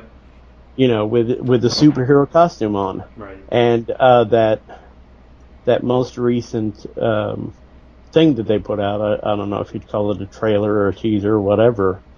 You know, just a sheer amount of cool in that. You've got Grodd, you've got Adam, you've got more people coming over from Arrow to kind of exist in that world to further build the kind of universe that they're building between those two things. So yeah, and actually that leads into our next headline. So that's a perfect segue right there. Yeah, there's more talk about the Flash Arrow spinoff. With they've added Hawkgirl, and not only Hawkgirl, I didn't add it here, but they also added Rip Hunter. Yes. So both of those characters are coming to this spinoff, which some of us, some of my friends are thinking that it's going to be more of a Brave and the Bold kind of theme to this show, maybe, as opposed to just like a big team. Yeah, right. But I mean, the minute they announced, Rip Hunter was going to be there, I mean that obviously opens the door to time travel. Yeah, and Booster Gold. Oh yeah, okay, so that's going to be absolutely intriguing. I was reading one of the showrunners for both Arrow and the Flash talking about this spinoff, and the comments he was making were to the effect that when we did the crossover early in the season and brought both casts together in that 2-night event, he says you could feel the energy in the production, when all the actors were getting together and crossing over and doing scenes together and whatever. And he said it had that event feel to it. And he said we knew it was going to be really well received by the fans. He says what we're doing now is trying to recreate that same effect and feeling. And he says take it to the 9th degree. He said there are going to be so many popular villains and heroes and everything else that he says, the fans are just going to be doing the OMG every single week. He says we're upping the ante. Yep. I was skeptical about this whole spinoff, but now I'm kind of getting excited about it. I am a little. It's the mix is still a little strange to me, and I'm trying to get my head around it. It does feel a little Brave and the Bold. It also almost feels like those kind of weird instances where they took disparate characters. It almost makes me feel like that one time where they took Wonder Girl, Green Lantern, the Red Hood, and a Monitor, and made them go search for Ray Palmer. Yeah.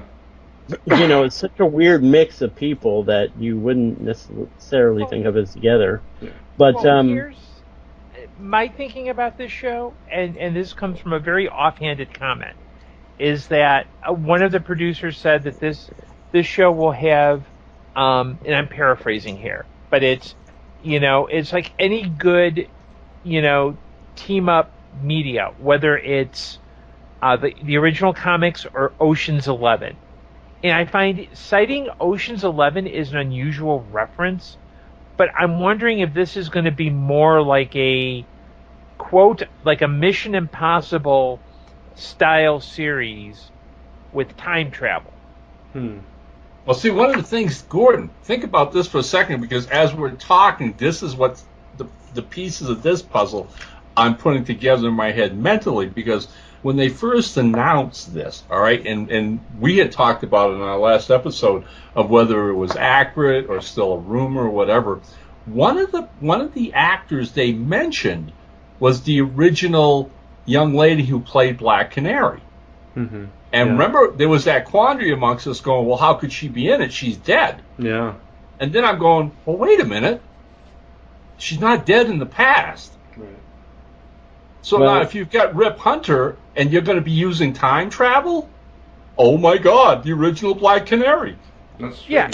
Yeah, because if you think, well, there's always Lazarus Pit, but if you think about it, time travel makes those selections make sense. Ray Palmer, science guy. Martin Stein, not part of Firestorm, you go into his past. Sarah Lance, there's 3 years of her life that we know nothing about. Exactly. And if you've got Hawk Girl, she thumps things. And if you've got Heatwave and Captain Cold, if you need to steal something, of course you're going to hire a bunch of thieves to do it for you. Yeah. This is kind of like the Suicide Squad, but not evil. Yeah. And this article that I linked you guys, it actually mentions like secret files or origins, and that's kind of what we're talking about, doing that kind of show, just taking that format. So. Yeah, I wonder if it's not dimensional hopping as well as time hopping. Because I mean, the Hawk Girl in question is technically the Earth 2 Hawk Girl. Okay. Right. Now, so I wonder. Actually, I wonder if they're going to do that. Go ahead. Well, John, she actually came about towards the initial end of the pre-New 52 one. She was actually introduced in Starman and James Robinson's Hawkman series. So she's long before Earth 2. Okay. In New 52 continuity, she's Earth 2. Right. That's what I thought. Yeah. New 52 continuity. Yeah. Yeah, you're correct. You're both correct. So interesting. I don't know. But I'm curious. Yeah. I'm curious to see what all that means. I mean, we're all Arrow and Flash fans, so we have faith in the people behind these shows. So obviously, even though we're skeptical, this is definitely something that we're going to be keeping our eyes on. Yeah, and one of the things that not even so much as a tip point, but I'm going to be very curious when they go into real production for this thing. How soon before we find out what its actual title is going to be? Yeah. Because it would be wild if it came out that they were calling it The Brave and the Bold. Oh yeah, that'd be awesome. I wonder though, because it's still fairly close to the Batman, The Brave and the Bold series. Yep. Sure. If they're gonna, if they're gonna choose that or something else. I mean, Brave and the Bold would obviously be the best. Right. Yeah. Well, when the story first broke, the initial pitch was given the unusual name of The Traveler, which means nothing to DC. Mm-hmm. But I can see using The Brave and the Bold because, one, it's a CW, so it's got the nice, appropriate, soapy feel. But I think for most people, for people of a certain age, Brave and the Bold was just the team up. It was the book which introduced the JLA. It was the book where, for a while, it was Batman, but you just threw two heroes together. I could see if they called it that, because the Berlantiverse, they tend to follow comic continuity but aren't slaves to it, and they throw in enough Easter eggs to keep the fans happy. So yeah, I could see it being called The Brave and the Bold. Yeah. And if they decide to do it because of this podcast, please make your checks, write out your checks to make your payment to Zone 4 Podcast. Yep. Right. Kudos for calling it the Berlantiverse, by the way. They could also, they could also whip out Rip Hunter's early or mid '90s title, Time Masters. Yep. Oh yes. They want to. Or even go all the way back and call it Showcase, but that would kind of mean nothing to anyone. That would be nothing to the average fan. Yeah. So. People would go, Showcase what? Am I going to win something? Am I going to win something by what? Where's the character? Yep. So I'm going to be intrigued. I'll be intrigued to see what they end up calling it. Absolutely. All right. This next story I mainly threw in for John just because I know you're fans of both Game of Thrones and Doctor Who. But Macy Williams is going to guest star on Doctor Who coming up. She, for those that don't know her by name, she plays Arya Stark on Game of Thrones. She's the short one that stabs people a lot. Exactly. But yeah, this is most cool, and the fact that she's going to be. Well, they don't really call her a villain necessarily, but they do say she's going to challenge the Doctor. Right. And be interesting to see her. I actually kind of hope she's this really cheery, sort of very happy character, and she goes up against the Doctor, who's grumpy old man. So, in this incarnation, anyway. So, yeah, it'd be interesting to see how that plays out. Nice contrast. Gordon, do you watch Game of Thrones? She could be straight out villain. No, I do not watch Game of Thrones. Sorry. Were you saying something, John? I'm sorry. I think I cut you. No, I'm saying rather than they could just go straight out villain, make her a giant adipose or something. I don't know, but she just could be straight out evil person. That's kind of what they did with the new master or the mistress, if you prefer. Gotcha. So any other thoughts on this, anyone? Yeah, she's. I don't watch Doctor Who, obviously, but I do watch Game of Thrones. She's a fantastic young actress. So, that's all.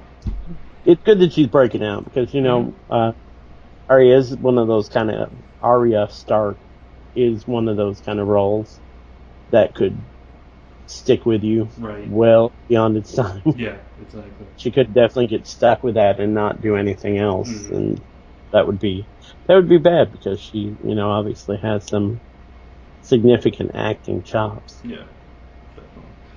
All right, so this next one was mainly for me because I'm. We sort of figured that out. I'm the big Heroes fan, but Masaoka, who played Hiro Nakamura, is returning for NBC's Heroes Reborn, which I'm very excited about. Love the fact that the show's coming back and that they're bringing Hiro back. That's awesome for me. So there you go. I mean, obviously talk about typecasting. Yeah. Here's the poster boy for typecasting. That's very true. He's. I obviously don't know his entire canon of work, but I haven't seen him in anything since. He's on a Y50 now, John, as the medical examiner. Medical examiner, yeah. Yeah, he does a great job with it. Yeah. I caught him on one of those. I didn't know if he was a series regular. Yeah, it's a recurring role. Yeah. He's not like on every episode, but he is there a lot. Yeah. I tried to watch Hawaii 5-0. I just, even as much as I like several of the people on it, it just never grabbed me. I fell off of it. I got to catch up someday. I'm sorry. Police procedurals are kind of across the board. I'm pretty much over these days. Yeah, no, I understand that. That's fine. But it's they're go ahead. Same after a while. Yeah. But good for this. I hope they do something more with his character. Kind of give him some complexity. Mm-hmm. I know they're only doing a few episodes, or a limited run, but you kind of hope that there'll be more to him than just randomly time jumping. Yeah. I would hope you might have some control of his power at this point. I hope so. Yeah. I'll just say how geeky I am. I literally, when I heard this news, raised my arms up in the air and yelled, "Yatta!" So no. Yeah. Don't admit that about yourself yet. You're better than that. Personally, I hope it's on the same night as the X-Files and Coach. Oh man, come on. Hopefully not at the same time. We'll call it nostalgia evening. All right. It's not old enough to be categorized with those. Oh. Pop up the 90s or something. All right, moving on. Mark Millar has got another property optioned already after one issue. Chrononauts, a new series from him and artist Sean Gordon Murphy at Image Comics, has been picked up by Universal Pictures for big screen rights. It's a time travel tale. I heard it was actually pretty good. I haven't read it myself, but I did hear the first issue was pretty good. So that explains the Image, anyway. Yeah, the big clock or watch. Well, not that Image. They had done a separate cover where it was the two of them standing, Doc Brown and Marty style. Oh, gotcha. Outside the DeLorean. Gotcha. Did we? Did we lose you, Gordon?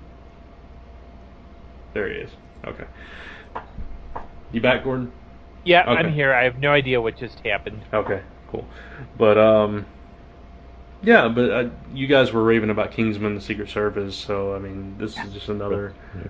I don't know. I don't know much about it. Can't really say anything about it. But I just wanted to mention it was picked up after one issue was released, so that was pretty good. So. All right. Apparently, there's no other thoughts on that one, so we'll move on. The cast has been revealed for the all-new, all-different Avengers. And oh boy! I'm curious to hear what you guys think of this cast. I'll tell off the cast in case you guys haven't seen it or had a chance to read. It is Falcon, Cap, the Vision, Iron Man, but it's not necessarily Tony Stark. The new Miss Marvel, the younger Nova, Miles Morales Spider-Man, and the female Thor. That is your new Avengers team. So right. we picking. No, I was going to say the one thing about this whole press release that got me though, and it would any such news of a new title is who's the creative team, and Mark Waid's writing it, so that's a plus. Absolutely. I mean, I'm hey, I'm willing to try this. Mark's on board. Yeah. Yahoo.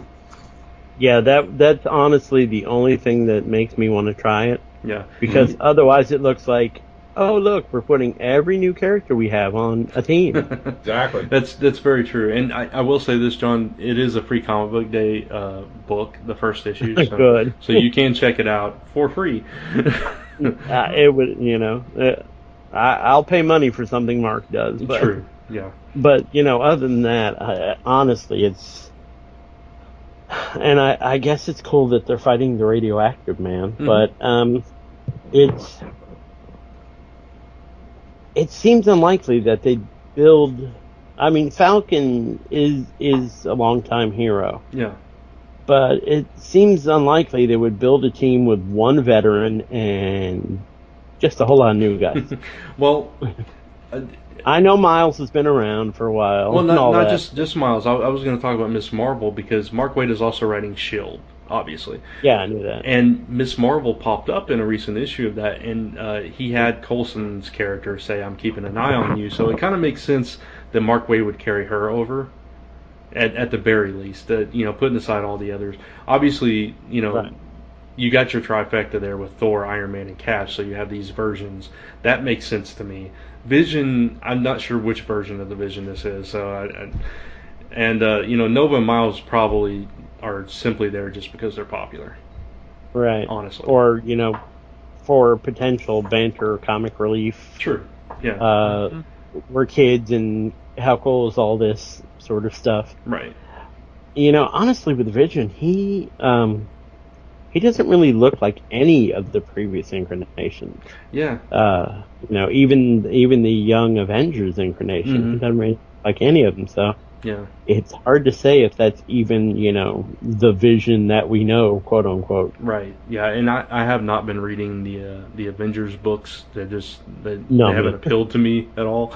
So I have no idea what's going on there. So. Well, I've always gotten Captain America. Right. And when the switch came over to Sam Wilson becoming Captain America, that proved to be very interesting. It's a good book. Yeah, it is a great book. But at the same time, they released Captain America and the New Avengers, and so I put that on my own list, my own pull list, because I just want to keep up with Captain America. Yeah. And I'm sorry. I'm glad that's going to get canceled for this. Yeah. Because it's horribly written. It is. Oh, it's really bad. It is so bad. Oh. I agree with you, but the Captain America book is really solid. I completely agree. Yeah, I did. No, it's extremely well done, and I'm enjoying it greatly. And like I said, when I saw Mark Waid was writing this, it was a breath of fresh air. So I will definitely try this out. Mm-hmm. And just because it's also in this press release, and then Gordon, I'll let you chime in if you have any thoughts. They also mentioned the Uncanny Inhumans book because it's their other free comic book they're offering, and it's a Medusa-led team, but for some reason Johnny Storm is on the team in the book. On Comic Frontline, one of the guys suggested maybe he's there to help one of the Inhumans, Inferno, kind of control his powers because he can't control his powers. Other than that, I don't know why he would be in the book because obviously he's not an Inhuman except for his past connections with the Inhumans. Right. Other than for a minute, I thought this was going to be an Avengers title, and I'm like, oh, okay, well, they finally have all the Fantastic Four on the Avengers. but yeah, beyond that, there's no reason for him to be there. Mm. Honestly, no real reason for Triton to be there. Mm. So maybe I think it's going to go the way you mentioned. Yeah. I'm thinking Triton is mentoring the girl with the long fishy tail. Mm. Johnny might be mentoring, Flamehead over here. Yeah. And maybe Medusa is mentoring the girl who's trying to hide behind Flamehead over in the corner. Yeah. So, I don't know. But, other than that makes no sense. I mean, obviously Medusa is Queen of the Inhumans now. Right. And unless they're moving the Great Refuge to the middle of New York City, it kind of doesn't make any sense for this to be a team or anything like that. We won't get into all that because that brings up Secret Wars and Battle World and all that stuff. Oh, of course. Yeah, let's not get into that. Yeah, we won't do that. All right, so the last Gordon, I'm sorry, I totally forgot. Well, yeah. I'm kind of like with everyone else. I'll give it a shot because Mark Waid's writing it. Right. But it's, it just seems like okay. There'll be. I'm assuming this is the aftermath of the Secret War, Battle World. Things go wacky, a go, whatever. So. No, I think this actually comes out before Secret Wars. Oh, okay. Yeah. Well, we're all still on be a loss now. interesting. Yeah. that came up. I'm not sure. We'll have to see how it goes. Our last news story then is Caliber offers a new free monthly digital magazine. Caliber Comics, obviously around for a while, disappeared and came back, and now they're doing this monthly magazine that's going to have interviews and previews and things like that. What do you guys think about this? Nice of them to resurrect Wizard and perhaps do it right, but other than that. Yeah. Gary Reed's a smart guy. He is. He's got a good track record, and he's usually sharp as far as the pulse of what's happening in the industry. So I'm intrigued. I mean, I'll look at an issue or two and see how it goes. Yeah, I'll check it out. Yeah, the it's problem free. with magazines. Yeah, it's free, obviously. Yeah. The problem with magazines, and I think what Wizard ultimately found out, and what made them turn from a legitimate news organization to a convention gobbler, is the fact that magazines are really hard to keep up the interest in for most people because you have 1,000,001 websites out there disseminating the same news, such as comicrelated.com. Right. So it's going to have to be, if this is going to be anything less than the daily, which, it already says it's not, obviously. Yeah. It's going to be a monthly. He is going to have to build stories that are not necessarily news, but are as much more in kind of a human interest sort of way. Yeah. It's going to have to be the news behind the news kind of things. Right. You're not going to be able to talk about, the latest DC comic. Right. You're going to have Which to talk came about, out 3 weeks ago, Yeah. right? Which came out 3 weeks ago, exactly. Yeah. which he's going to have to talk about. Oh, the story behind the idea behind the latest DC comic. Yeah. The Oedipus, the history. Talk to the creators. Why did they do what they do, or where was the story going, or stuff like that. But trying to be a straight out news thing with a monthly, not going to work. Yeah, it looks, just looking down the contents of the preview page that we have here, it looks like you have, there's a comics tip, comics writing tip article, there's interviews with creators, there's a look at a spotlight on a certain series and things like that, which is exactly like you were saying, that's the route that they need to go with it. No, I think it's brilliant if he can sustain that. Now, once again, you run into the problem of if you're delving a lot in the past is limited. Right. If you're delving into the future is fraught with spoilers that people don't want to let out. So yeah, it's a hard thing to be. True. In the magazine or in the information business for comics. So I wish him luck. Yeah, absolutely. All right. So any more thoughts on that? Nope. All right. Any other topics you guys wanted to discuss real quick, or any news stories I left off here? Well, not so much a topic, but I was at Gem City this weekend. I was supposed to do this at the top of the show, but obviously I wasn't here. Right. So Gem City, excellent, fantastic, cool. If you've never been, you ought to. Jesse always puts on a magnificent show. Mm-hmm. Packed to the rafters, once again. In fact, on Saturday, it was extremely hard to walk the straight line between our table and the bathroom. Wow. And I will also tell you that Rachel Gladman, Chad Stroll, myself, and 2 token volunteers from the audience, and the crackers that someone's eating, did Comic Related extremely proud. We beat the Underground Video Network in a Family Feud style thing on comics. Yes. So almost took home the gold.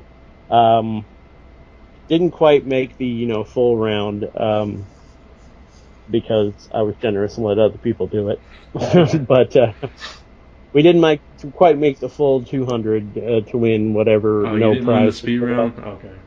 Yeah, we didn't. We won the speed round, but we didn't quite make the full up to the full 200 to get whatever no prize happened to be there. But I will say that we definitely did Comic Related proud and crushed UVN into the dust. Nice. So, and I'm sure there'll be video of that from UVN at some point, which people can see.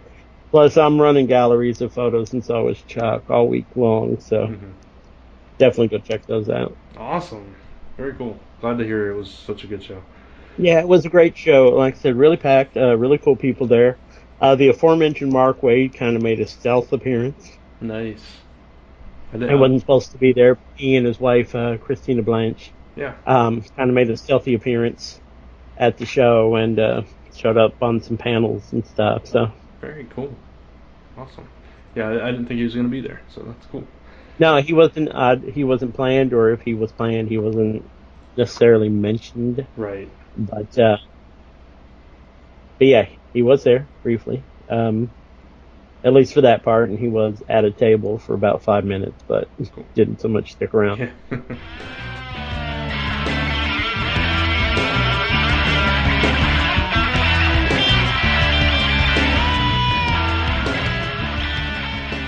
All right, so that brings us to the big announcement that we've been teasing for a few weeks now.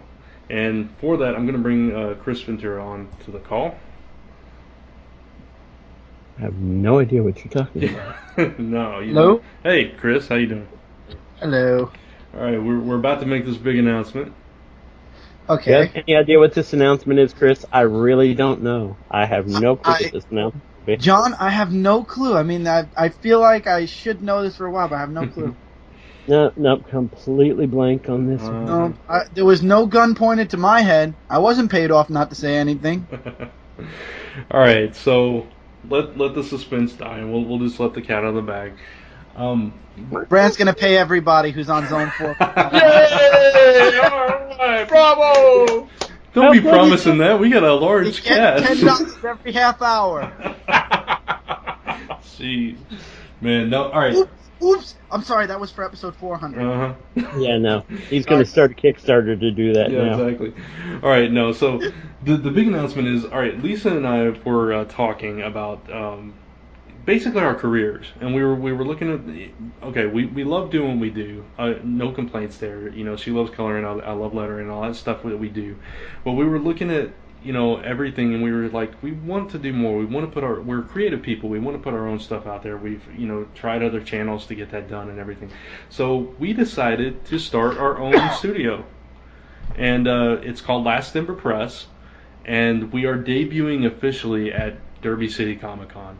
We've got a table representation. John came on early, and we actually approached John. We were like, we want to publish your books, so we're putting out John's books. I'll let him expound on that. Chris came on a little bit later. He's got a book coming out in the second wave of stuff. Lisa and I have already got stuff in the works. We've got artists working already. We've got pages coming in. We actually have finished, well, not finished, we got inked pages so far at that stage. As I'm recording this podcast, I got a message from Lisa that 5 more penciled pages came in, rough pages came in for us to look at too, for your title, John. Oh, nice. Yeah, so awesome. We've already made a lot of progress here, but like I said, we're going to debut then. We've already got a website in the works. There will be an official press release coming out Monday, but that's the gist of it. Last Ember Press is born. So. And silence. Everybody disappeared. Silence. Everybody Yeah. disappeared. Wow, rocks and crickets. That's another studio. Woohoo. I thought it was pretty big, but hey. I'm very Well, happy. I think we've been not hyping it for too long, but Maybe. All right, so It's John. impressing it. Yeah, let's John, I'll go to you and then Chris, and then I'll talk about some of the other stuff we're doing. John, because actually officially your title was the first thing that we said we were going to put out. So. Okay. Well, my title is called Pneumatic Cases. It's something that I've been kicking around with for about 10 years now, and have had many ups and downs and false starts and all that. Pneumatic Cases is essentially a steampunk murder mystery romance story. If you want the elevator pitch, I have to do it in decades for some people. For someone of Ron's age, perhaps think of it as a steampunk Nick and Nora Charles, or a steampunk Heart to Heart. Do those make sense to you? Oh, totally. I mean, I've had the privilege of reading the first script, You which did. I absolutely adored. Okay, for someone more modern, perhaps, we might have to say, think of it as Mr. and Mrs. Smith without all the espionage and shooting meets steampunk. Okay. It's Steve. And I enjoy reading. anybody in between that, you're on your own. Okay. Essentially what it is, it's a gentry couple. It's a lord and a lady, who are in the Victorian era, but they do not have Victorian mindsets. They are extremely intelligent scientists. They're inventors. She is very precise in her work. Her inventions tend to be small and do very smart, intelligent things. His inventions tend to be these big, gigantic, hulking things that he gives big, gigantic, hulking names to. For example, he would call a internal refrigeration unit that. He would call it some big, large name thing. She would call it a refrigerator. So that's the kind of idea behind that. And they both have this kind of love and perchance for solving mysteries. and they kind of push themselves into helping the local inspector, who is in the classic English inspector sort of way, it's kind of paunchy and stupid. Mm-hmm. Kind of, very much an homage to Lieutenant Lestrade of Sherlock Holmes fame. His name is also Lestrade, but spelled obviously differently. But he's very much, although the artist made him look extremely distinguished and almost too good looking for the job, but did amazing work on it. But it's that kind of idea. Yeah. And in the first issue, they find themselves embroiled in a mystery that will take them to various places. And the other, I guess, important thing to know about them is they are, as I said, while living in a Victorian time, not at all Victorian, they have very bohemian, very modern sort of outlooks on their lives. So I could ask you, John, is this going to be a continuing series, or are you going to do this as a series of mini-series? I think we'll call this a mini-series right now, that will, I suppose, build itself into an ongoing series, but at least the first arc is a 4-issue mini-series. Okay. Yeah. And do you have, as a comic outfit, Grant, thoughts of maybe collecting individual issues eventually as graphic novel collections and whatnot? Yeah, absolutely. We're going to collect it as a trade later on. Okay. I hope you don't mind me asking questions, because I'm really thrilled with what you guys are doing here. It's always a joy to see, creators come together, and I think this is a natural progression for all of you. Black and white or color? Color. Yeah, really? Lisa Moore's colors on it. Yeah. Indeed. Wow. Yeah. Okay. John, who is the artist? Who's the artist? That's a brand question. I'll answer it. His name is, if I'm pronouncing it correctly, it's Roll Roke, but he is the artist on Assailant Comics' Binary Gray series. Ah. Yeah. So if anybody's familiar with that, that's the artwork. Yeah. Right. I can tell you the pages are absolutely gorgeous. Mm-hmm. They are. The pages that I've seen are just mind-blowingly gorgeous. Not just the fact that, I'm finally seeing a book of mine come to real life, after so long fighting to get it done. Mm-hmm. But just the pages are from an artistic, I don't know how to say it exactly, from like an art critic-y sort of way, or from like an art teacher sort of way. These are very impressive pages. Wow. And then the, I don't want to leave that behind. I could talk about pneumatic cases for a long time. But there is something else coming out, that, it wasn't intended as such, but it happens that I am 2/3 of the anthology book called Fireside Tales. Yeah. Fireside, of course, going into the Last Ember idea. But the first two things in Fireside Tales are, one is resurrection of my long-dead webcomic, Eek! Little Monsters. Oh, you didn't let me say it. Oh, yeah, go ahead. Sorry. Eek! What is it, Brant? Little Monsters. Little Monster. It is my Eek! Little Monster characters with a few additions, introducing into, well, I should probably say it in order. The first story will be called Charmageddon. Yeah. Charmageddon is a 9-year-old girl with all the powers of Superman. And she, and if anybody's ever been around 9-year-olds before, that sheer thought should frighten the crap out of you. Yes, totally. And she has a stuffed teddy bear that is named Hector Tector. She sees him as her protector, although she obviously needs no protector. Then Hector is very special, and I won't let why Hector's special out of the bag yet, but Hector's extremely special. Charlotte, or, the aforementioned Charmageddon, kind of protects her little town of all the problems that come up. Now, her favorite children's book happens to be Eek Little Monsters. Oh, you were waiting for me to say it. Sorry. Yeah, I was, but you blew the But anyway, her favorite children's book happens to be Eek Little Monsters. So the book will progress into the story about the little monsters, and it introduces a new character into the Eek universe. And she gets to see them all interact within their home. So that's the two stories that I've done.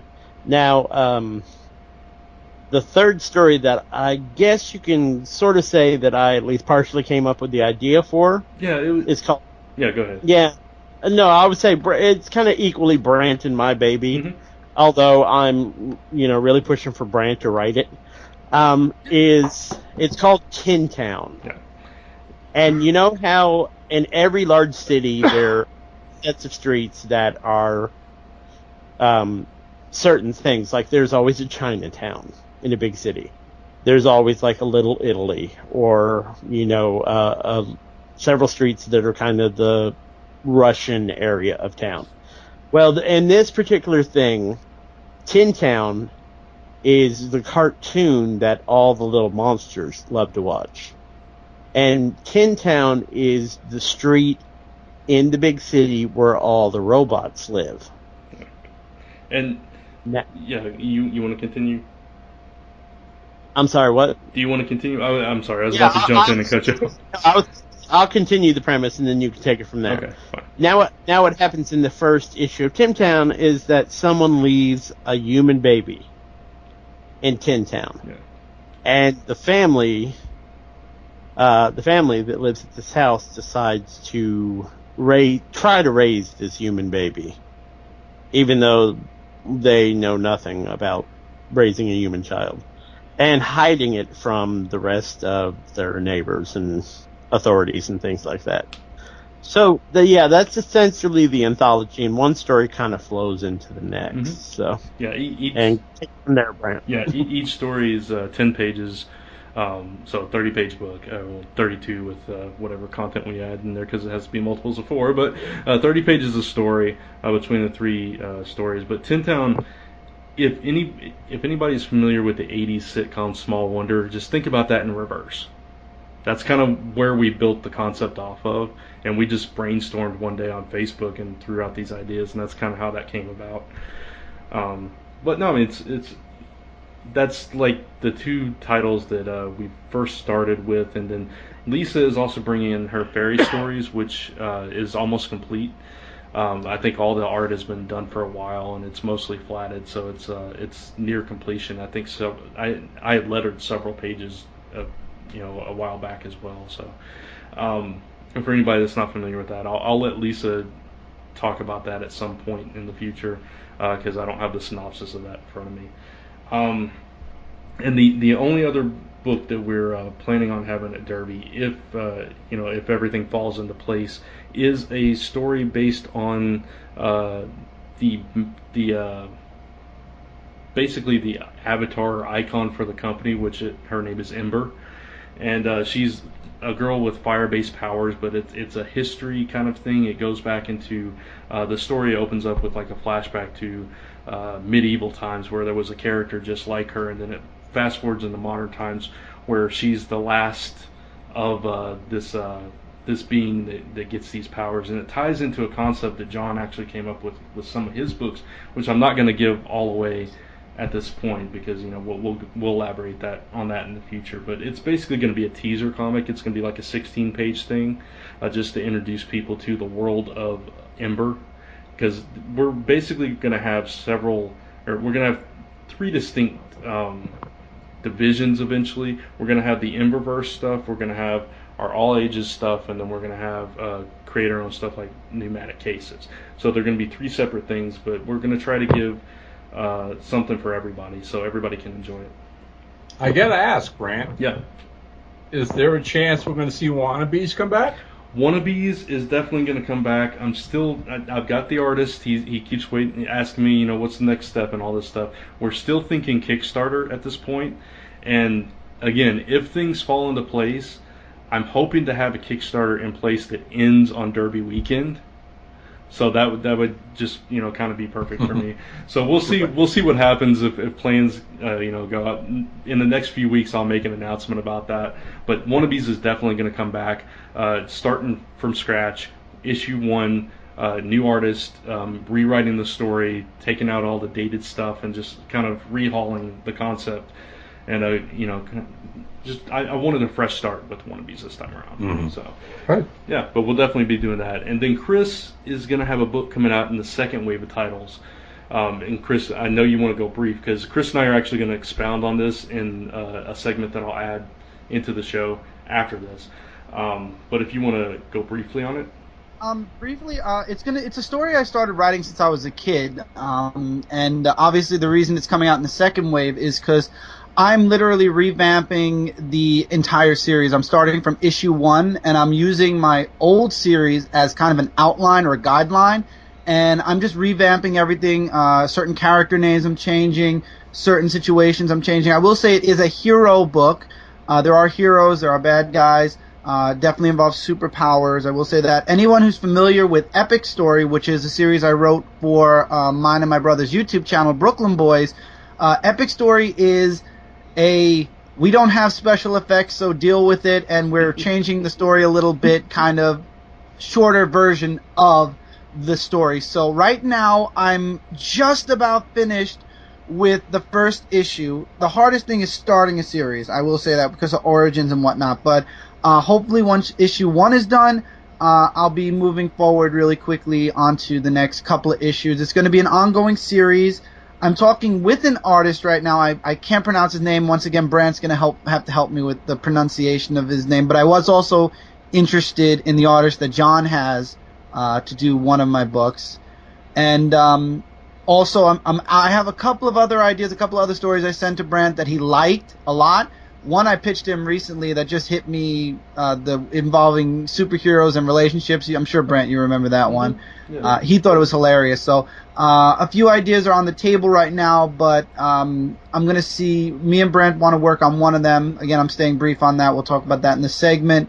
A few others might show up in in wave 3 or maybe even wave 4. But I'm looking mostly to broaden my horizons outside of just heroes, and that's why I sent Brant a lot of my older stuff, because I tried before and I did really well with science fiction.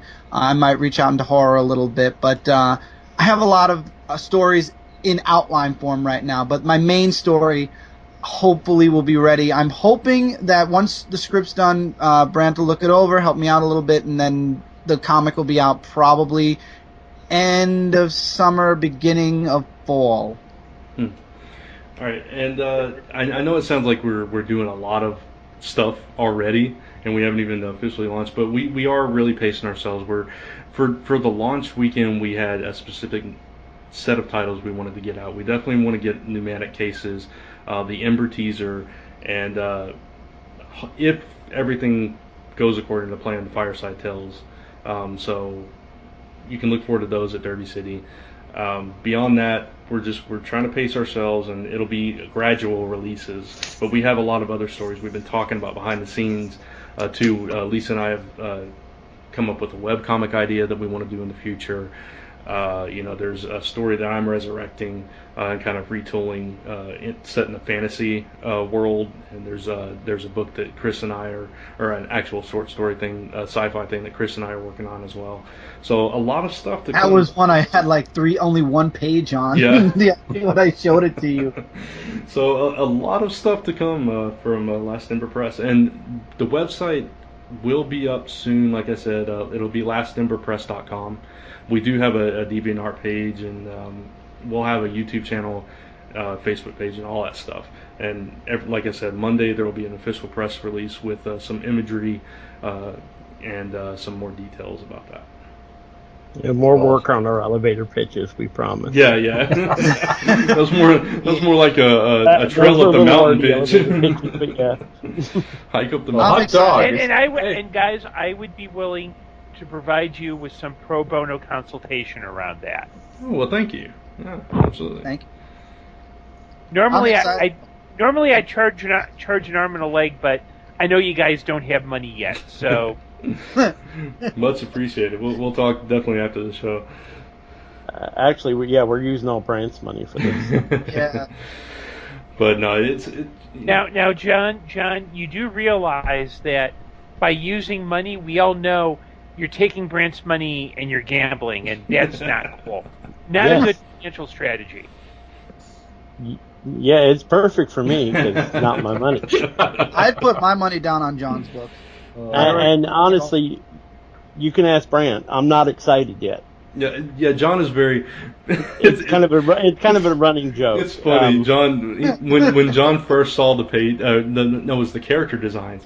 When John saw the character designs for Pneumatic Cases the first time, he messaged me. He said, "Brant, I'm almost excited." Because he's had so many pitfalls, it's hard for him to just admit it. So. Until you're holding it in your hands, right, John? Exactly. I know where you're coming from, buddy. This story has been 10 years, literally 10 years in the making. Yeah. Because of all because of all the pitfalls and the the false starts and the flaky artists and the supposed sure things that fell apart. Yeah, and I think that's the reason why this specific group of creators, we kind of bonded together over that, was because we've all been through that. We've all been through those similar pitfalls where we've tried to get something off the ground or we've tried to go this route or that route, and it just hasn't worked, and we were just finally like, let's do it ourselves, Yeah. So.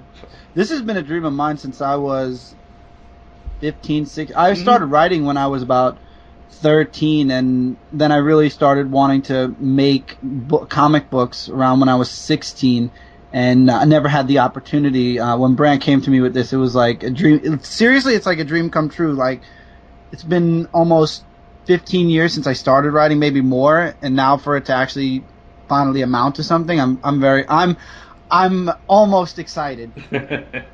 Nice. Oh, you're already excited. You can't hide your excitement. Ron, I've heard you try to jump in with. It's true. I did see a sketch of one of my characters, and I have to admit it was minorly exciting. Ron, I've heard. Look, hey, I'm really thrilled and excited for all of you. I think it's awesome, knowing you guys as well as I do. I know you come at this from a really sincere love of comics. And so that in itself is the biggest step you have going forward. Wish you all the luck in the world. I'm flattered that you guys announced this on this episode of Zone 4. There've been some hallmarks in my life in regard to comics. Being at the first ever convention when a guy named Eastman and another guy named Laird put out this comic book, about turtles and stuff. And so all those years later, I'm sitting down in the middle of a podcast learning about a brand new comic book series. You know what? I wish you guys the same exact luck that they had, because there's a lot of similarities with that. Just stick to what you believe in, use your talents, which you all have in abundance. And I now cannot wait for Derby City. Honest to God, I really am going to be anxious to see your setup and to see the books, big time. So congratulations, best of luck. And like Gordon, you guys need advice, help, suggestions, whatever. You know where to come knocking anytime. Thank you so much, Ron. That means a lot. Yeah, there was truly no reason to come to Derby prior to this, but now there is. And Chuck did not hear me say that, because he will kill me. So all you listeners that were on the fence, now you have a reason. No. Yeah. Oh yeah. Don't tell anybody. Don't tell. If I could afford a ticket, I would be there. Yeah, you'd have a long way to travel, man. I know. Start walking now. There you go. Yeah, I was gonna say. There you go. Hop on a bus. I'll jump on my bike and I'll ride. Yeah. Okay. Steal a car. Yeah. There you go. I hate my next door neighbors. I'll take theirs. There you go. Brent? Yeah. All right. So someone will pick you up. Yeah. So once again, more details coming Monday, and right now we'll pause for that segment that Chris and I are plugging in that'll expound a little bit on his book, just to save time and all that stuff. All right, so Chris, before we get into expounding on your books, I know you wanted to say something. Yeah, I wanted to congratulate all you guys on Zone 4. 6 years of awesome podcasts. You know, Lisa introduced me to Zone 4 several years ago, and I got hooked on Zone 4 immediately, and I went back and listened to several old episodes, because you only did one a week. Yeah. So to fill the gaps between the new episodes, I listened to some of the old episodes. Love the cast. Love Zone 4, and it's an honor to actually now be a part of the main cast of Zone 4. I mean, we've had that spin-off Hall of Toys, now Hit Points and Hall of Toys, and it's a podcast joined the network of Zone 4 podcasts. So I'm very honored to be a part of Zone 4, and just congratulations on 6 years. Here's to another 600 years when our great-great-great-grandchildren are probably running the shows. Thank you very much for that, and like you said, you listened and then you became one. So yeah, that's kind of awesome the way that worked out. All right, so you got one book that's coming out in Wave 2 of Last Ember Press, yep. And I want to give you a space to talk about that book. Okay, the book. See, now right before I start this segment, because I want to keep this brief, I'm going to talk mainly about it. But if you would like to hear a deeper, detailed version of this book, I will be doing a live show. I'm going to mention this towards the end. Obviously, we're recording this after the conclusion of Zone 4, but I will be doing a live show where I talk in-depthly a little bit more about the main idea of the book and the characters on Dark Avenger Live 45, which is on 9:30 p.m. Eastern Standard Time. But this book, the title of this book is Celestial Falcon. It is basically the main character.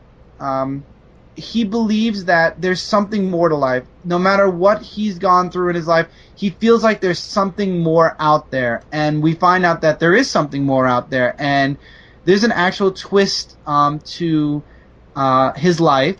And new responsibilities come into play. He becomes something more than his life changes forever in many, many ways. And then he makes a decision which impacts not only his life, but the entire world.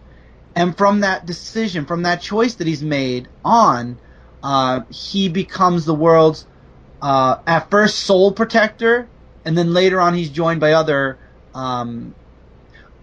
since DC and Marvel are so nice and copywrote superheroes, I actually call the heroes in my universe protectors. He is joined by other protectors who aid him on his many adventures, and you're going to see a plethora of really great superheroes. At some point, I'm hoping that other writers on Ember Press will. You guys are welcome to contribute characters that you'd like to create, because this is one of those universes where there are plenty of superheroes. There are going to be plenty of supervillains. There are going to be plenty of demons. I will say those are going to be the main antagonists, but there will be other characters as the story progresses. Anyone who is familiar with Epic Story is basically my poor man's version of the story. So if you watched Epic Story, or if you have not, I'm sure Brant will leave a link to the playlist in the description. You could check it out. It's a poor man's version. Basically, the only thing in the story that's the same is the characters and the main idea of the story. Right. Everything else is different. There's no costumes, there's no suits or anything in the YouTube videos, because we don't have a costume person and we don't have special effects, so the powers are very limited. Yeah. But in the book, is literally zero. Exactly. So for what we had, for the amount we had, we did really good work. Mm-hmm. But at least in the comic book, I'll be able to expand with the superpowers and everything, which I like. Now, growing up, the main idea, I always have main ideas to my stories, or messages within the story, and this is my baby. I've had this story since I started writing, and I've changed it, and for Last Ember, I literally started completely over again. I'm redoing the entire script, and Brant, you're going to be checking it as I'm redoing it. Mm-hmm. So definitely Brant's going to have his name in the writing also, because he's going to be helping me edit it somewhere. But, beside the point, the main idea of this book, and I feel like especially this character was created right after 9/11. Yeah. This comic series originally, the origin of this story, I started writing the story in October of 2011, and the main idea behind the story is hope. So while you're reading these issues, while you're reading this story, in your mind you're going to see moments where things look bleak, but then you're going to see good overcome evil. Maybe sometimes evil will overcome for the story. I'm not going to say good will always win, but even if evil wins the battle, there's still the war that's going on. If that makes sense, Brent. Oh yeah, no, totally. So I'm not going to say that good is always going to win. You know, I don't want to give you that false sense of security, because there are stories where bad sometimes kind of gets the upper hand. But the focus, even if good loses, there is always hope. So when you're reading this book, and I will have an acknowledgement page at the very end of the first issue, and I will be expanding on the word hope, this story, Celestial Falcon, will represent hope. Nice. That's So the best way to say it, yeah. That's the main idea, and it will be a slogan for the book, I'm sure, at some point. Believe in hope, because there is always hope. Nice. All right, so you also are collaborating with me on a story that Yes. actually you came up with, and you were gracious enough to bring me in on it. And you pitched this idea to me, and this is one that's going to be further down the line in Last Timber Press. It's not going to be Wave 2. I don't know when it's going to fall on the production schedule, but it's definitely something that we're going to talk about. And it has a working title. This is not the title we're going with, but it is Space Commander. Yeah, it's basically when I was younger, to break the monopoly, very good. To break the monotony of the main hero story, I went off and wrote several different Genres. different genres, and I started off with at least one issue for each genre. And this one I literally stopped at page 1 because I knew I needed to work with some stories I've written. I knew I needed a partner, or else it wasn't going to go the way I wanted it to. Mm-hmm. Most of my stories I can work with a partner. The one story that I really do solely is the one that's coming out in Wave 2. But this story, Brett and I are going to be working on, it's about a space rogue, basically. He used to be a commander in the Great Space Army, and then something happens, and he's forced to make a decision that wins the war, but leaves scars. And basically he wants to bring it to light what he did, and that what happened, what really happened. And he's honorably discharged from the world's army, so he has these great honors, but now all he has left is his ship, basically. And he's basically like a space Robin Hood, so to speak. Yeah. Brent, you can explain it a little better, because you had a couple of analogies that worked with it. Yeah, there are elements of it that are similar to Firefly. If anybody's familiar with Firefly, the captain Mal of that ship was in their version of the military, and he travels from world to world, but he's more of a smuggler, and he does things like that. This takes a different turn in that whole concept, where he is kind of a rogue. He's kind of a nomad in space, and he goes after a good word for him. Oh, I had it, then I lost it. He's a traveler. Yeah, he's a traveler, and he goes basically. It's more on quests than job to job, right? Right. Yeah. Exactly. Quest to quest, but then there are little jobs in between that he'll take, obviously to help people, to save planets, to save races of people, to save just one person even. Mm-hmm. Right. No job is too big or too small. Right. And you'll see that in the first short or story, there is a main focus that's going to be in several of the first couple of issues, or maybe even further than the first couple of issues, depending on how Brent and I write it. But there is going to be a main thing that's going to be recurring in all the stories for a time. Right. Yeah, a certain goal that he's trying to achieve, and obviously it's way too early to give details away on it. Right. But it is a very interesting concept, and I'm a huge Firefly fan, so I think that's why, just from reading that one page write-up that I was sold on this, because it was similar enough to pique my interest and different enough to make it stand out on its own. Yeah, I'm just honestly at this point, I'm honored to be a part of Last Ember Press. I'm honored to be part of the writing staff for the studio, and when Brant reached out to me with this, Brant's known me for several years now, and he knows I love writing, and he approached me and told me about it, and he wanted me to share some ideas, and I shared almost all of my ideas, and I'm really, I was scared sharing them because I was afraid they were going to get, oh, well, this has been done before, this is that, this is and I was so surprised, and in a very good way, that all of the stories that I've written so far got very warm welcomes and positive feedback from almost everybody working in Last Ember Press, and some of the ideas that I've literally come up with in the past couple of months have gotten positive feedback on also. Yeah. So I'm really honored to be here. It's a dream come true for me, actually, to be writing comics at this point in my life. And it's also funny, I don't think we said this in the main conversation with everybody else, so I wanted to say it here.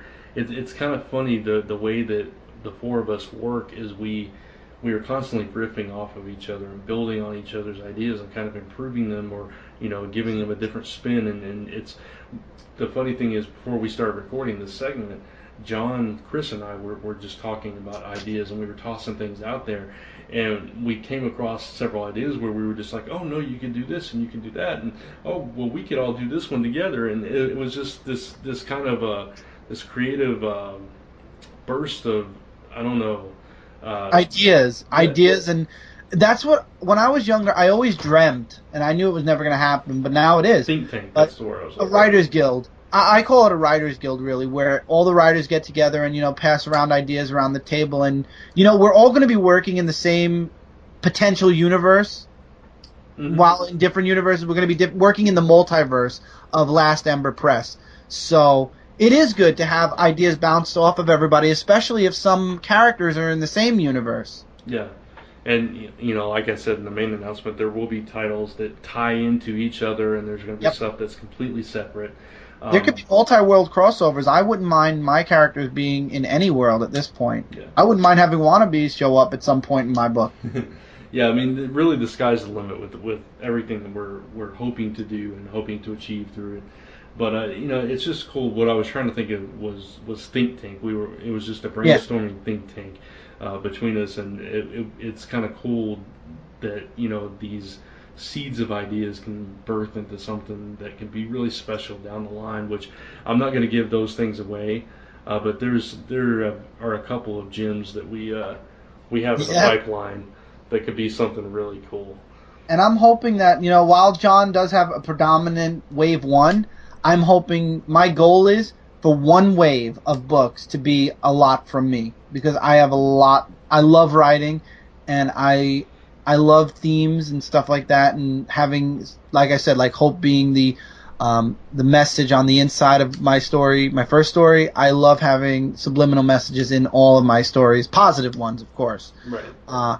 So I'm really, Brant, I really got to thank you for bringing me into this, even though we haven't started yet, and if we fail, you can kill me later. But I really have to thank you for bringing me into this, because this is something I honestly never thought I would achieve up until the moment where you actually came to me and said, look, we're doing this. Would you be interested in contributing in some shape or form? And then it led into me saying, can I just do my book? And you were like, yeah, go for it. Yeah. Well, my pleasure, and we're definitely happy. I mean, you and I are really good friends, best friends, whatever you want to call it. We're tight. So I mean, it was a no-brainer to bring you in on that. So that's the beautiful thing. John and I have been close for years. Lisa and I close for years. You and I close for years. You and Lisa are close, and you and John are getting to know each other more. So it's just. I gotta say, without spoiling any of John's ideas, I've heard a lot of his ideas, stuff that he hasn't even put to paper yet, and I'm blown away by the amazing stuff that John has, even not in the works yet. And I'm glad that you were blown away by a lot of the stuff that I literally did 2 or 3 pages of and then stopped. which makes me want to continue it now. Right. Yeah. It's just cool because we're all good friends, and working together is just it's kind of the dream, like you said. It's one of those things that just came together naturally, and it was the right time and the right place and everything. So everything's fallen into place now. So yeah, and I'm excited. I can't wait for Wave 2. And really, that's all I can say at this point. Like I said, if you have any questions after hearing this, hopefully this will go live before tonight, Friday night, and you guys can pop on the live show if you have any questions. I'm gonna put it out there after I put out what my book is, and hopefully Brant will be available tomorrow night for the live show also, so we can talk about the joint book a little bit without giving too many spoilers away. But if you have any questions after hearing this, I will be open to answering any question that won't produce spoilers. So I will be answering a lot of general questions. There's the word I'm looking for. A general question. So if you have any general questions about my book, about any of the books that Brant and I are working on, I will be definitely open to answer your general questions on the live show. Awesome. All right, so that should wrap this up, and we'll toss it back to the others to get closing thoughts. Now it's time for the rest of you guys to promote what's going on. So, Gordon, what do you got? Fascinating.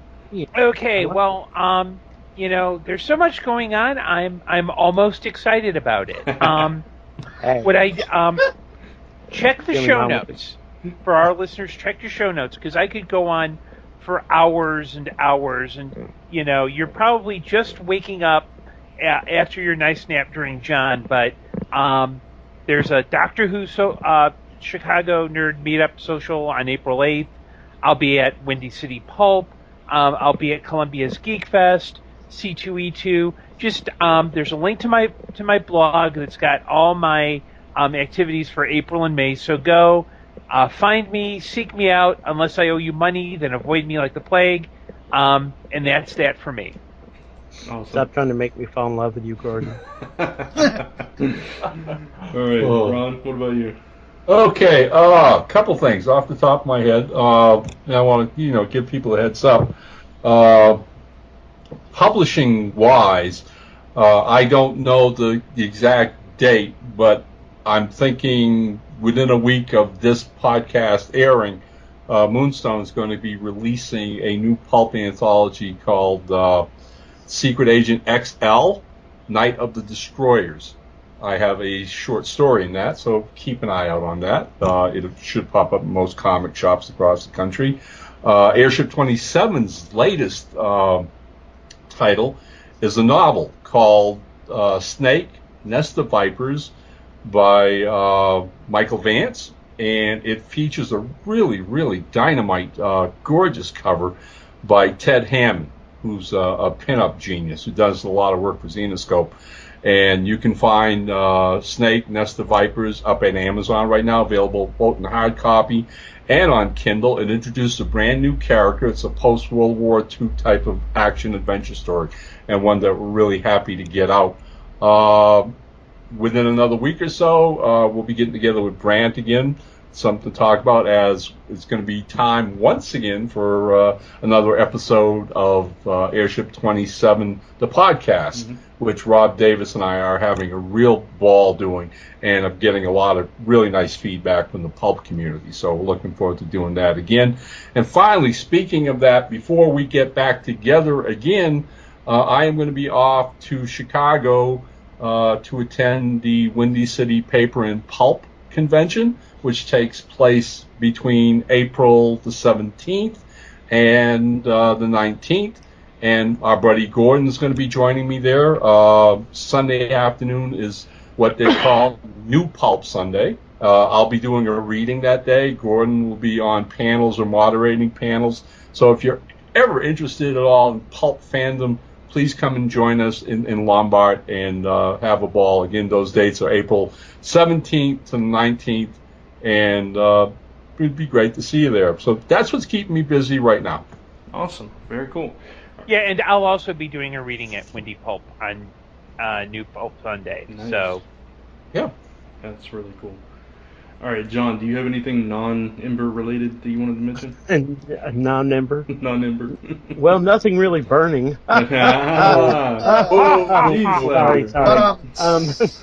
Sorry. Actually, I do. Okay. Rodney Fike is still in the midst. Even though he was so extremely busy at Gem City Con, we never really had time to sit down. He's still in the midst of doing my children's book called Blue. Okay. In addition to that, I also have the children's book called A Murder of Crows that is in the works, and that maybe will coming out from the aforementioned Ember Press. And also, she's currently on the back burner for obvious reasons, but I am still very much interested in doing that recreation of the Woman in Red. So I will definitely be getting to that. Besides that, I will be making an extremely brief appearance at the Conglomeration Con here in Louisville this weekend. Mostly just to run in, snap a few pictures, and throw down some Derby City Comic Con cards. And beyond that, I don't really have April planned yet. So I don't know where I'm going to be. Okay. I'll be somewhere. I hope. Definitely. I'll be somewhere. But I'm not sure where yet. And beyond that, of course, keep watching comic related. As I said, a ton of Gem City photos are up and a ton more are coming. My wife, aka staff photographer Kim Wilson, takes a massive amount of photos every con. It's gotten to the point where I don't even need to get my camera out. I just hand it to her and she comes back with hundreds. Yeah. So there's still a lot coming. You may see a doubling, perhaps even tripling up of galleries to, not let it go bumping into another con. But there is that. So beyond that, if you have any questions about any comic related or Last Ember stuff or anything like that, just hit me up on Facebook, I guess. Cool. All right, Chris, anything non-Ember?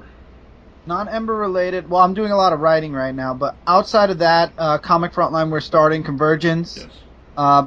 Me and Brant, we just did Hit Points. It's a week late, but we had a really great time. And Brant actually stayed on with me, and we did It's a Podcast, which is a podcast that's going to be quarterly right now, or when a major event happens. Brant and I were talking about Convergence, the first wave of books, the first parts to all the books. And we touched on the beginning of Secret Wars from Marvel, and we had a blast doing that. Other than that, it's really right now writing, reviews, and I'm on spring break right now, so I'm not thinking about anything else for the next 10 days. All I'm doing is the pleasurable work instead of the stressful work. Cool. So. All right, nothing new to report from me. There is some news about Singularity Rise of the Posthumans, but I can't talk about it yet. Ron may know. I don't know. But more updates on that coming as soon as I get the word that I can actually say something about it. Brent, I remembered something when you're done. Okay. Sorry. And beyond that, I'm lettering a lot of stuff right now. Work has really been picking up lately. So go ahead, Chris. It just hit me. If you're listening to this on Friday and it's earlier than 9:30 p.m. or around 9:30 p.m. Eastern Time, I will be having a live show today on my channel where I'll be doing a specific announcement of my book also, more in-depth. And if you have any questions about the book, which you guys heard in the segment here, in which I'll be talking a little bit more in-depth on my live show, pop by. It'll be on Dark Avenger C86, Dark Avenger Live, episode 45. And I'll be able to answer you guys' questions there if you're interested and if you have any questions about the book. Cool. And one more thing about Last Ember Press, if you have any questions about that specifically, lastemberpress@gmail.com is the email. So, all right. So who read us out last time? Does anybody remember? I did. Okay, Gordon, you want to read us out this time? Okay, just give me a second. Sure. Oh, I think the dog's reading us. The dog's reading us out, apparently. I think the dog's reading. Because somebody outside my window went, woo! So I think they were really excited to hear about something we were talking about. Cool. Okay, so let me just put on my new Felicity-esque glasses. Nice. That's gorgeous. Yeah, I'm getting old. I'm almost as old as the captain now. Thank you. Okay, so we would like to thank the official bands of Zone 4, the Raywall Band and Society's Plague, that you hear on the show each episode. And that spares you the unique experience of hearing John sing. So be sure you thank them. We are also proud members of the Comic Related Podcast Network. We're not sure if they're quite proud to have us as members, but we don't go there.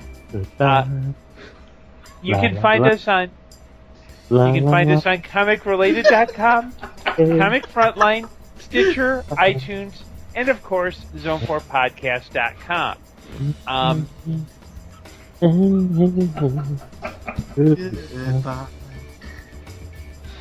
And of course, if you have any comments, questions, or suggestions to us, like, maybe me engaging me beating the crap out of John like he's Channing Tatum, please send those to Zone4 at comicrelated.com.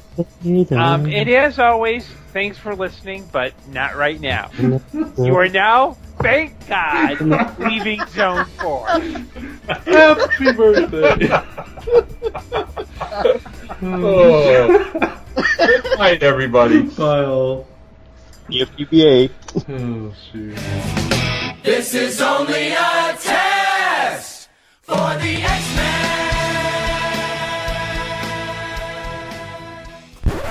This has been a Gonzo Goose production. Bonk!